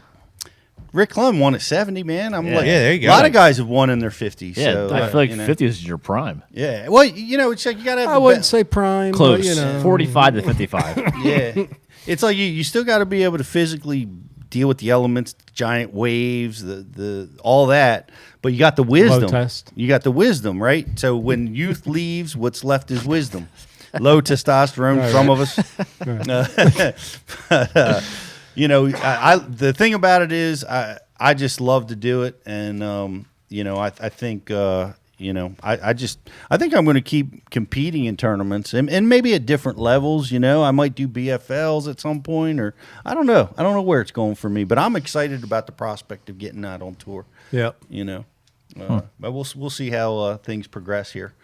But thanks for everybody taking shots at me. I did not win the Bass U Battle, and I did not win the like and share contest. That's correct. And I need testosterone, so I'm having a rough night. We're learning a lot tonight. It's a But- very good night. Once again, we're going to close out. We're going to close up shop. Thank you for everybody being with us. We dedicate this show to Brenda Butenowitz. We loved her very much, and we miss her. and prayers to the Butanowicz family. Thank you for everybody being with us here tonight, and we look forward. We're going to be at the Classic. It's probably when we're going to see people again. Is at the I don't Classic. think we're going to do another live show to the Classic. Classic's what, two weeks away? Yeah, it's a little more than that. It's coming up. Yeah, it's coming up real soon. But we will be there live all 3 days. Not necessarily live. It doesn't make sense to try and compete with Bassmaster. Right. I mean, with Bassmaster Live's on, I'm watching them too. Yeah. So. Yeah, but you'll be hearing from us on social. You'll be seeing us probably live on social. But we'll be talking to you. We'll be recording and filming, and there's going to be a ton of content coming out for Bass U and Ike Live from the Classic. A lot of interviews getting lined up. Mm-hmm. We're going to get the goods for you guys. If there's anything or anybody you want us to talk to, let us know here on Bass University. Hit up BTC. I got somebody. Kelly. Oh, her. She'll be there anyway. But Got it. Yeah. I'm on that. So my fishing partner at home, Mike Sims, man, he'd be a good one to interview about me because he'll let it all out there probably. Okay. You know, get the dirt. Yeah, put him on Ike or something, Ike Live or something. Yeah. We want to know. He'll get maybe he'll like actually fish with us too. Yeah, Riz. Boom. Riz is mad at me because you won't let him fish with anybody else. I gotta pull. I gotta have to like twist Greg's ear. Or something You to get him to go out on a boat with me. You have to. I gotta fill out an application. You do have to fill an application. Send in I need a background check. Jeez. Jeez. So I tried to get him to go up like an hour or something away from like here with me today, just to try and get him out on the lake. But hey, you're going to the Classic. You're still protecting your little South Jersey holes. Dude, Come on, man. I'm never giving it up. We gotta respect. I respect that. If we shoot especially videos, to this guy, we shoot videos this year on the water. We got to be careful. Yeah, yeah. We're going right to the juice. We're getting the goods, man. Camera off. I love that. It was funny because I remember Dave Mansu, like when he went to Texas down at Toledo Bend, he couldn't find a buddy tournament partner because everybody was already connected, and they hate Yankees. Well, and you're fighting words if you fish with somebody else's partner. Oh man, that's fighting right there, and God forbid they give up one of their spots. You know, so there's all this secrecy still going on in the buddy tournament world. I think so. It's fascinating. I think to that comment about buddy tournaments, I think that's the one thing missing. You know, MLF starts up a new trail. FLW is kind of getting rebranded. The National Professional Fishing League's coming out. Where's the buddy trail? Like, to me, that I love a buddy tournament, and if you're talking about made for TV, putting 2 pro anglers in the boat, running a camera, and having them figure out who's getting the front of the boat, whose ego's getting checked, whose water they're running to first. There's just so many, without stretching this out too, there's just so many cool things that could happen along those lines. So I feel like that's being missed. It is, really. There's no real high level. I mean, we used to be fishing for boats all the time. California used to do it too. Every tournament you were fishing for a boat in a buddy tournament. Mm-hmm. Yep. And we had them Foxwoods for a while. I've heard of them. Yeah, where every boat was first place. Well, you know what we do have? We have the Ike Foundation benefit tournament where we're fishing for a boat and motor. Yeah. Down on the flats. Yeah, good place. Yeah. I imagine you might be in that derby. I'll be fishing that one. Yeah. I'm pretty sure your schedule's open. They checked. But, but I like that idea. You know, buddy tournament, higher level buddy tournament sounds fun. I love the camaraderie. I think that's the coolest part, man. When you got 2 guys, high fiving each other, working together, getting excited about it. You know, it's and it can go the other way too, and that's just as interesting. Yeah, I think the West Coast has the stuff like Alabama's got it. The Alabama Bass Trail, team. Yeah, that's huge. Yeah, that's a big team. That's trail. a big one. What they do out in like the All American is where the pro and the co share weight, split weight, and they work together as a team. Yeah, the Open. Yep. US Open. Wow. Did I call it the All American? Yeah, I did call it. But that's all right. So, but anyway, hey, thanks everybody. We're gonna close up shop. Bass University. We've always got a ton of stuff going on. Subscribers, I'm telling you right now, we've got some of the best content that we've ever put together that's going to be released over the next several months. So definitely tune in for our on-water training, our classes, some of our new interviews that we've recently conducted. We think you're going to like it. And if you are attending the Classic, the 50th Classic this year, come see us. Come see us. Yeah. We're going to have a booth. We're right next to Missile Baits. We're right next to the Ike Foundation. We're right in the TH Marines, right next to us. Right across. We're right in the heart of everything. My boat's coming down there. Let's go. Is it? Brian's boat build. Yeah, Awesome. the little boat's going to be in the booth. Yeah. Are you bringing your Huffy? Could. You should. You should. You definitely should, dude. That'd be awesome. We need to have, and we're gonna have to bring the blue power poles, Riz's blue power poles as well. I think they're not going to make the trip because I'm pulling a different trailer down there. That's true. I'm pulling a trailer that's wrapped in the Bash University colors. That's right. Well, we'll I'll have a boat. and disassemble, rods. disassemble the poles. Now we're Bring gonna it. shoot another episode of The Riz tour. Yeah, thanks. Yeah, we're gonna shoot another episode of the Ike Live Riz tour while we're down there on the back end, either the front end or the back end. Gonna link up with somebody around Alabama and fish again. So. I have no idea what that is. What's that? The Riz tour. We take him on the road and he Strangers goes that- fishing with yeah. whoever he can. Yeah, total strangers except them in his boat. Yeah. So I fished, Greg. So I went out with Lucas Lindsay. He fishes for Auburn, and then I went out with Wes Logan on Neely Henry, and then I hooked up with Kimmel, B-Lat, and Rob Jordan on Hartwell, and then went out with the whole Missile Jigs crew on Smith Mountain Lake, Virginia. And it was like either the day after, our seminars or the day before one of our seminars, or like if I had a few days layover in between, I'd find somebody to get out with. And we filmed all of it. So this is YouTube? Yeah, it's actually going to be getting released on YouTube for anybody that's watching right now. This upcoming Wednesday night, we're going to release the first episode, which is Jordan Lake, Alabama, and Neely Henry Lake, Alabama. That'll be on the Ike Live side of things, but Nice. Go over and check it out. Did you have to submit resumes to these guys? No, I didn't. They it was simple as a phone call or even just a social media message. And they accepted you open We were arms? out on the boat, yeah, open arms. I don't believe it. Camera running. There's no way. Their lake, Living their large. spots? Yeah, their lake, their spots. Their Yeah, boat? yeah, no kidding. Yeah. How about it? Interesting. You just showed up with Yeah. coffee and said, let's go. Yeah, but Yeah. they know he's not coming back. That's the difference. Oh, I'm coming back. No, I'll be back. See, they might not have known, but I'll be back. Yeah, they don't know. That's the difference. They don't know Rich. They will soon. They will soon, and That's they right. will, and they're young, and they will learn. Well, I look forward to seeing that. I can't wait to see it. I'll subscribe. Thanks, Greg. All right, everybody. Thank you so much for being with us. We'll catch you down at the Classic. Stop by and see us. Wear your Bass University gear at the Classic, and I guarantee we'll have a special treat for you guys if we see the Bass U logo on your hat, on your jersey, or wherever. And, man, thank you so much. Great show. Thanks, you, Greg. Good show. for Thanks, sure. guys. Appreciate you. Thanks for watching. I'm Cody Pete Huff, Kluzak. John Cruz, Cody Huff, John Cruz. Kelly DeVilla. Kelly DeVille. Thanks, everybody, for your participation, including Ken Duke, and we always appreciate that. And we will catch you right back here on the next episode, Bash U Live. Yes, thanks to all our subscribers.